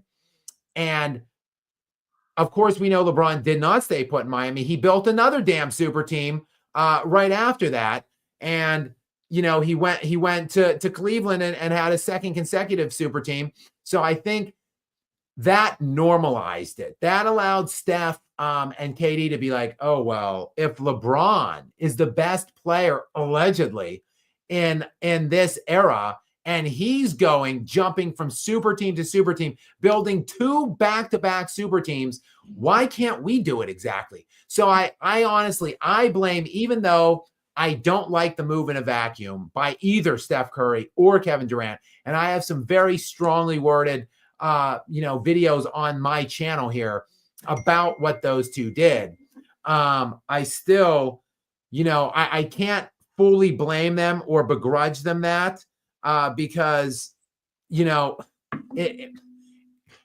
they would have never done it if LeBron didn't play Pied Piper, follow the leader, and then they just kind of went along and did, what LeBron did to answer LeBron and to be able to compete with LeBron. Like, who's going to be able to beat LeBron with a super team? Like, it's not fair that LeBron, who many people are saying is the second best player ever or one of the 5 best players ever, why does he get to stack the deck and build all these unbeatable super teams? Are we just supposed to all sit back and allow LeBron to run into the championship and win, all of these titles unchecked? So, I mean, Steph Curry and Kevin Durant just took matters into their own hands and just built a better super team than LeBron had. So, like, it is kind of ironic and humorous to me that LeBron, the creator of the super team, who would have no rings if it wasn't for super teams, basically, would have had a lot more rings had it wouldn't been for another super team that popped up that outdid his super teams. So I will just say that. But in general, Emmanuel, I will say I don't like the whole era of the super team. I wish there were no super teams. I wish no one ever built a super team. And we never had that abomination of like a 12 to 15 whatever year run of super team building and stacks. I think we're at the end of it now, though, mercifully. Unless you organically draft a super team, then it's fair. And that's what Mark Presti did with OKC in 2008, 9, and 10 when he got Harden, Westbrook, Durant, and Ibaka. He drafted organically a super team. Right. And Emmanuel, that's what I talk about on that video. And I show you a lot of highlights and evidence that the reason KD left, he was robbed in 2012. He should have won that series, and it would have changed. It would have altered the narrative. And LeBron and OKC and Kevin Durant had, I believe, the refs and the league not cheated OKC and Kevin Durant in 2012. And I put all the evidence on that video if you want to check it out. And that's why I made the video. So when we get questions like that, I can ask you to watch the video for reference and then chime in. It's an open discussion, basically.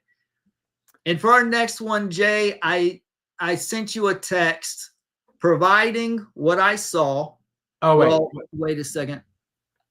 Do you want to jump down? Do you want to jump down to the enforcer's fact check on you? Yeah, he's checking me, but you can read that. What does that say?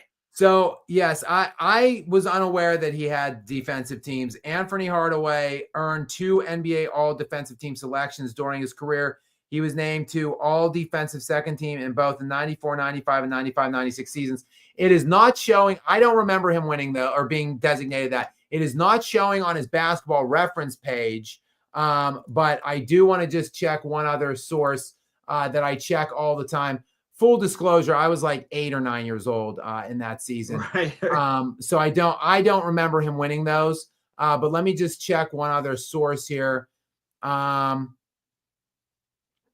So that Gary, I think that AI overview, I do not think that is right. I think he does not have, because this other site I refer and rely on is actually not saying that he was ever all NBA defense. So I think that the internet is not undefeated, Gary. I think that I also am disputing that source that you found that has him all NBA defense. I don't think he was all NBA defense. So enforcer, thank you for coming in and clarifying that. But we go back now to Mark Law, who's back in, who has a question. For those of you who do not know, I am on Jason Whitlock's show, Fearless, pretty regularly. Primarily, I talk NBA stuff. He had me on a lot throughout the playoffs. I was on after every NBA Finals game, and we did have a long, about a 20-minute conversation on his show following the Pacers losing and the Thunder winning Game 7. So that is what Mark is referring to in this question. Go ahead, Gary. Did you find it disrespectful when Whitlock said, "You don't know what you're talking about," rather than a simple, "I disagree" on your take on Pacers losing Game 7? No, I didn't find it disrespectful. I was disappointed that he ended the conversation though, then quickly, instead of engaging me and letting me go longer on it. He basically was just so, disgruntled with what I had to say about his Pacers. He's a big Pacers fan. So he was presuming that they would have won the game had Tyrese Halliburton not got hurt, which I thought was a ridiculous assertion. But anyway, I would have preferred the conversation go a little bit longer. He ended the conversation. We switched gears and talked about, a couple other topics, and we didn't really spend too much time talking about Game 7 because he disagreed with me so strenuously on my OKC take. But no, Whitlock's a big Indiana fan, so he was just getting in his feelings there, Mark, and going to bat for his hometown Pacers. He was born and raised in Indiana. So, okay, Xavier is back in next. Welcome back in, Xavier. Gary, what does Xavier have this time? Shaq said Kobe is better, and Kobe got one more. Yeah, Shaq said that Shaq said that Kobe was the best Laker ever, and that Kobe is the closest thing to Jordan, and that he thinks that he said multiple times on record, it's Jordan, then it's Kobe, then everybody else. He's like, it's Kobe and Jordan, and do I think anybody else is particularly close? No. Those are direct quotes by Shaquille O'Neal. So think that over. A guy in Kobe and Shaq had a well-publicized feud when they were playing with each other. They basically hated each other for like a large stretch of their NBA careers. And then now, in hindsight, Shaquille O'Neal says that Kobe is the second greatest player ever behind only Jordan, putting Kobe above Shaq himself and everybody else other than Jordan. Think about that level of respect from a guy in Shaquille O'Neal who didn't particularly like Kobe Bryant while they were playing, and by the way, who played with LeBron James during an MVP season by LeBron. So Shaq got a real good look at LeBron as well. So just let that all wash over you. And that's what I'm talking about. Like most of the people that know Kobe Bryant is the closest thing that there's ever been to Michael Jordan. And that's why many players that played against Kobe and LeBron all have Kobe over LeBron. And for the record, watch Kyrie Irving. He will never flip because he has integrity and he doesn't follow the agenda. He does not care. So props to Kyrie Irving because he's a true friend to Kobe. Right, and that's another one. Like Curry played with LeBron too. Like when many people say that Kyrie played with LeBron too. When many people say LeBron was even at his best, even though LeBron never won an MVP or whatever in those Cavs.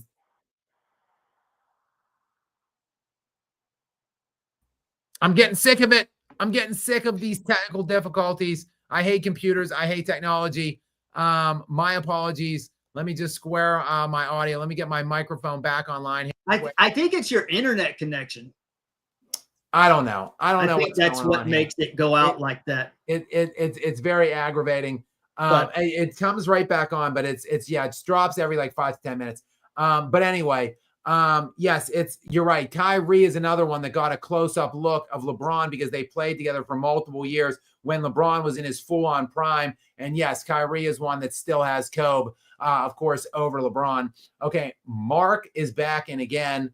We're really on the Kobe topic tonight, which I obviously don't mind. Mark or Gary, go ahead with Mark's latest comment here. Love that passionate rant for Kobe over Shaq. Can a similar narrative be applied to Steph over KD? Shaq, KD had peak performances having Kobe and Steph. Yes, it's true. I mean, Gary, I know you love KD, but it is true. And I myself have been I was on the KD was the leader, the bus driver, whatever, that KD was the best player on those two Golden State teams. He led the Warriors in scoring those two playoff runs. He was the finals MVP in both of them. But in recent years, seeing like the fact that KD has never won anything since leaving Golden State, and Steph Curry won another championship after Kevin Durant left Golden State, I must admit that I myself have had to go in and rethink fundamentally that conversation. And I think really the best way to say it is, like I said earlier, the dynamic between Kobe and Shaq was not comparable to Jordan and Pippen. Jordan was substantially above Pippen. Pippen was significantly below Jordan. I would say the Kobe-Shaq dynamic was more akin to Kareem and Magic. I would say that that was also the case in the KD and Steph dynamic. They were just close. They were two co-ones. Like they were both elite players playing with each other. I don't think one was like substantially above or below the other. They were just, to me, like co-alphas on that team. So I think yes, the dynamic was similar between Steph and KD as it was with Kobe and Shaq, and then also Kareem and Magic. So that's what I would say about that, Mark. Gary, would you give any pushback to that, or are you okay with that? I'm actually the opposite, believe it or not. When during Golden State's run, I thought Curry was the better player. And then afterwards, after I went back and investigated that 2012 series, and then I saw, like you said, they won a championship in 2022, which I give them props for. But you saw how bad the Warriors looked when Klay was out for that whole year. They were horrible. They didn't even make the playoffs. I don't think KD, if he had played, I don't think they would have missed the playoffs. Like had he been there and say he didn't have Steph or Klay, I think they would have at least made the playoffs. I honestly, in contrary to you, I actually love KD and Curry, both of them, but I understand your arguments against them. I like both of them, but I have to now say I think KD slightly. Obviously, Curry's the better shooter, but KD is an overall better player. Just slightly, but I mean KD. It's a toss. I mean, it is a toss up. I think. Really, what did you think about those highlights that I had on the video of KD in 2012? That was amazing, right? Just how clutch he was. I mean, how fearless. There, he was under the most pressure, and it looked like nothing. Like he was not rattled by the moment, and that's what I like in my, like my superstar players to come through like that. And KD was just like he played flawless. Yeah. I'm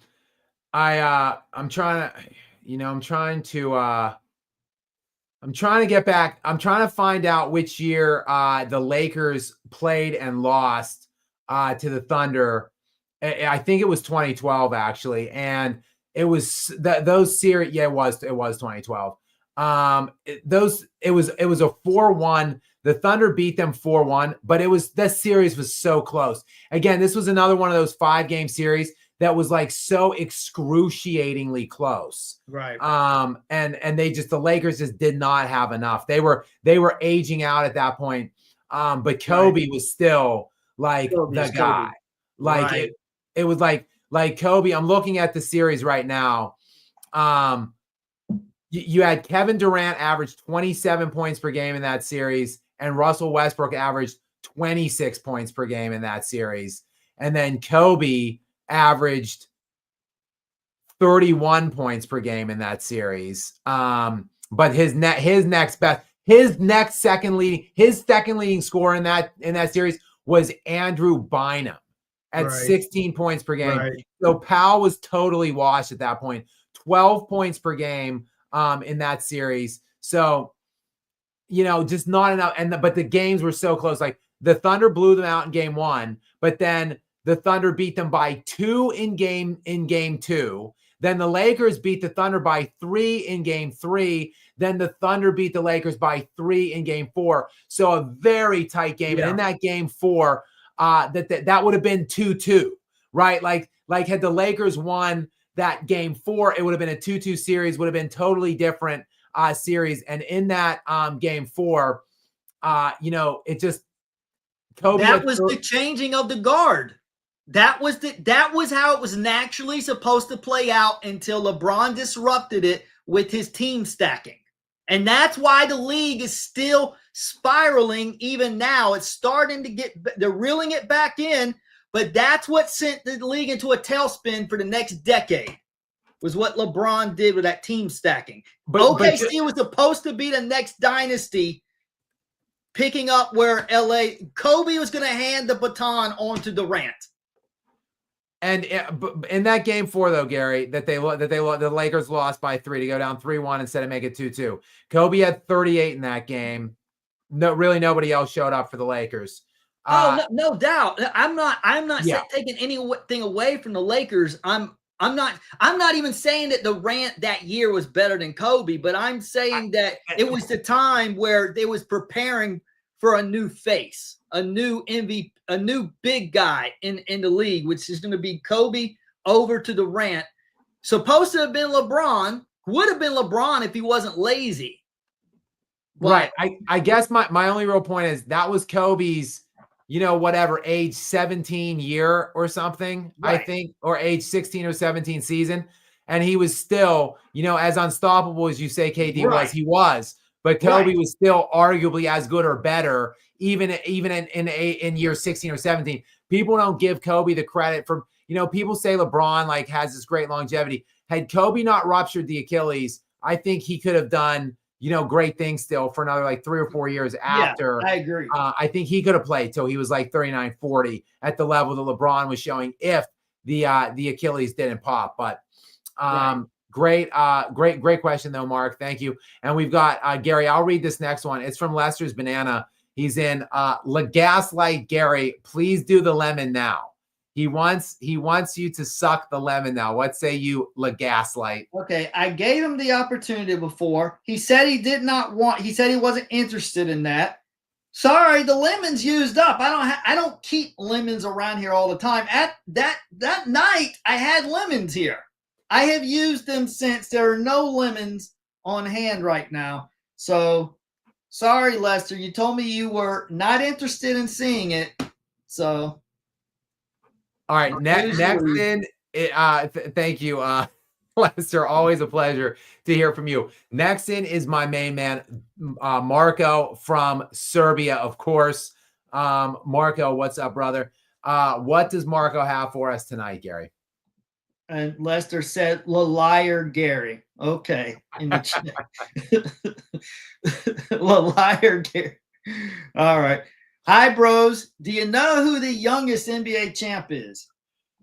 Well, Marco, are we talking about the youngest team or the youngest player? I'm not sure who the youngest player is, but the youngest team, for any of those of you out there who might not know, the Oklahoma City Thunder are the second youngest team in NBA history to win an NBA championship. That was a fact that was mentioned by Adam Silver tonight in his open when he opened up the 2025 draft.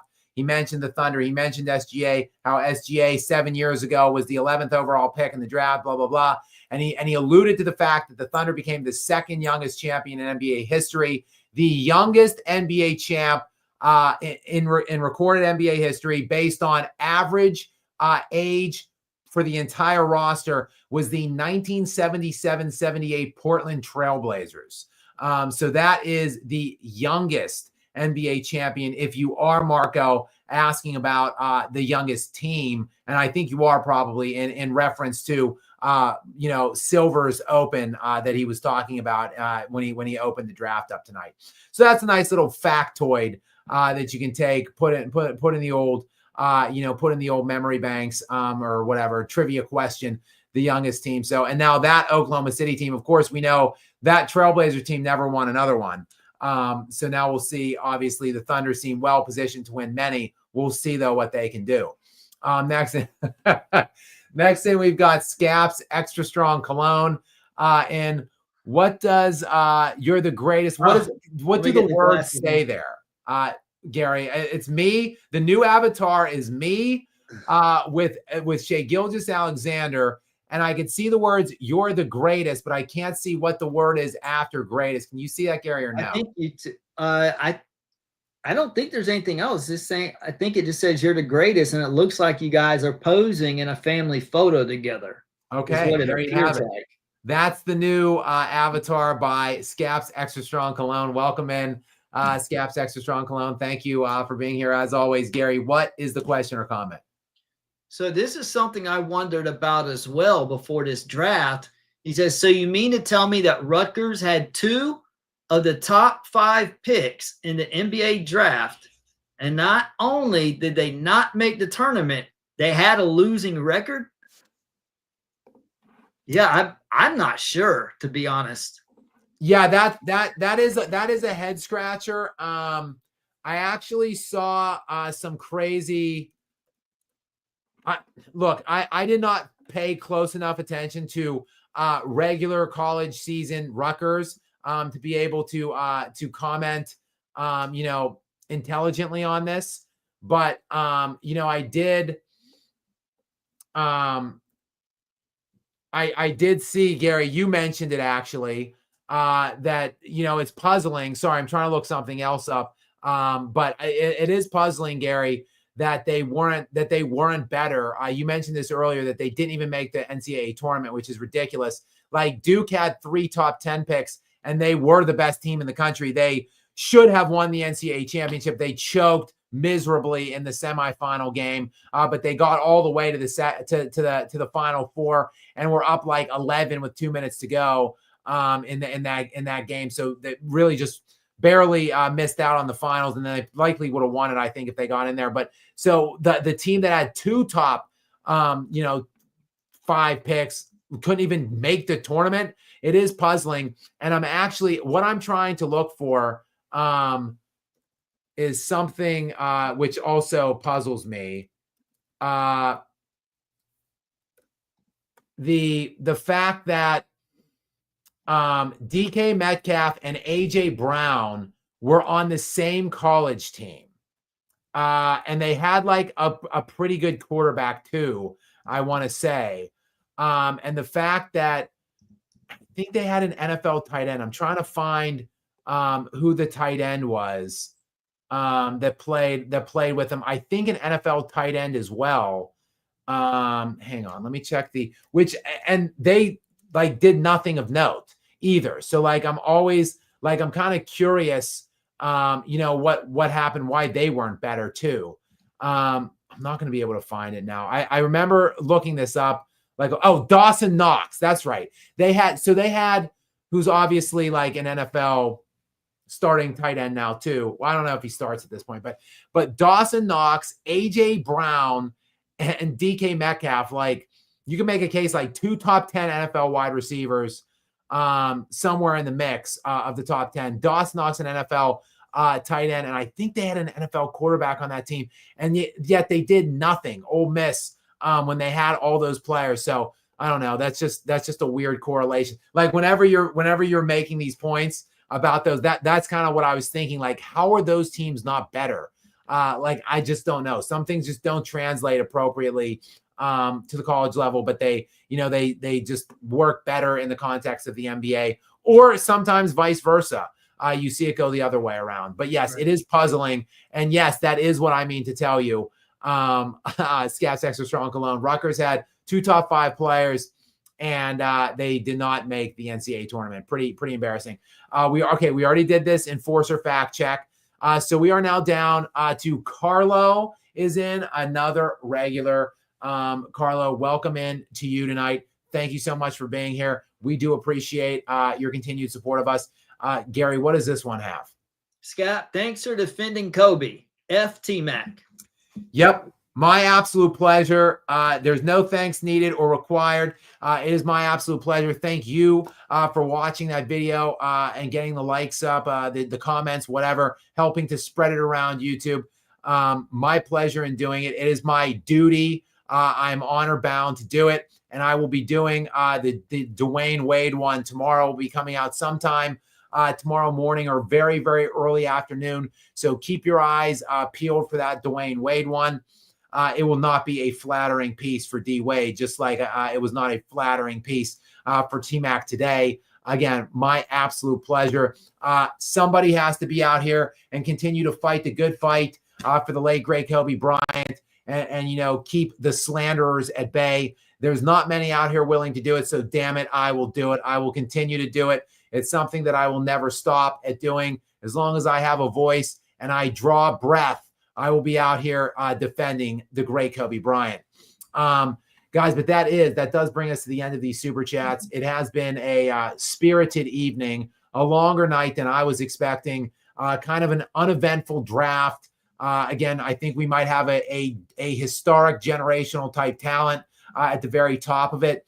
And Cooper Flagg. There's a number of other good players in this draft that many speculate could be, you know, high-end contributors throughout the top 10 picks, really. So, you know, we'll just have to keep our eyes, you know, peeled and see what exactly these guys materialize. You never really know until they get in, until you see it, so to speak. You know, I'm never really dealing speculative things like these guys. I generally have to see them prove it before I'm willing to put them at those levels. But Cooper Flagg, I think, is a rare instance where I do believe I've seen enough to know that he's just a can't miss at this level. So I'm intrigued to see what he does starting this upcoming season. I don't think like a 25-5, 20 points, 5 rebounds, 5 assists season is out of the question for this guy this season. So I think he's going to be the easy rookie of the year in my estimation. And Dallas is going to be really, really good if they can get all their players on court and healthy at the same time.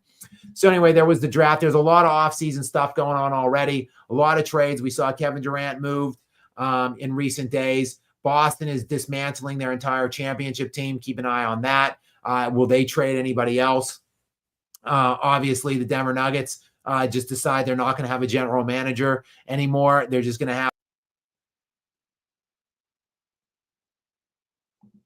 Damn it, Gary.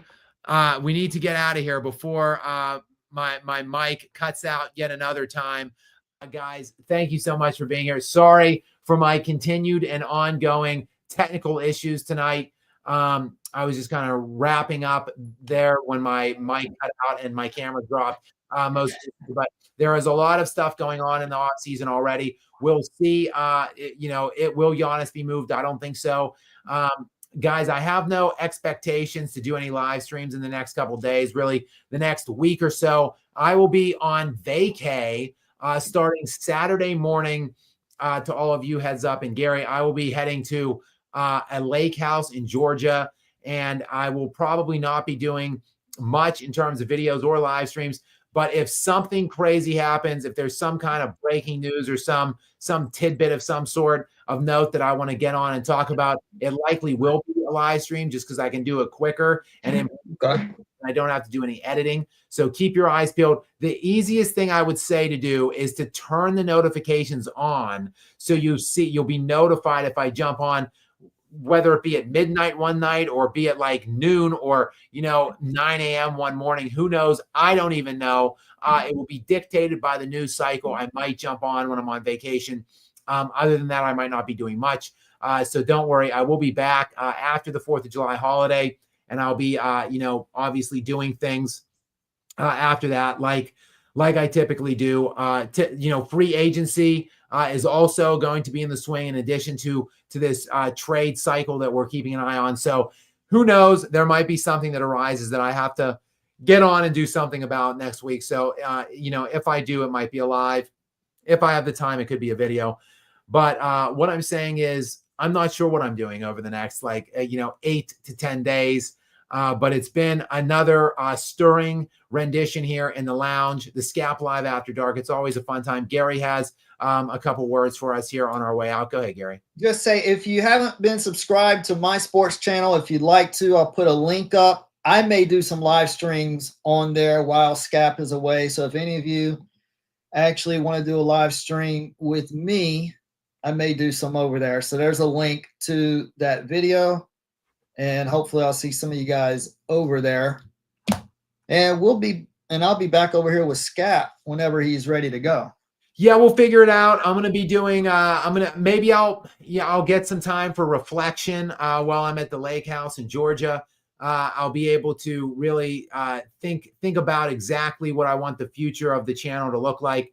And I do want to do some kind of a live daily sports show. So maybe I'll be thinking about time slots. I might drop a couple like polls or questions in the community feed area to try to get a feeling of time, maybe of when would be a good time for me to do it if I do it. So, keep an eye out on that as well. And of course, guys, as always, make sure you are subscribed to me. As I said, turn those notifications on to stay up to date with more from me. Though, guys, until next time, I hope you guys have a great weekend upcoming here, a great holiday weekend. Happy 4th of July to those of you in the United States of America that are watching now at this point. We have a holiday weekend, obviously, coming down the road, not this weekend, but the following. So, have a great couple days. If I'm not on, if I don't see you, I will catch you after sometime after the 4th of July. So until next time, guys.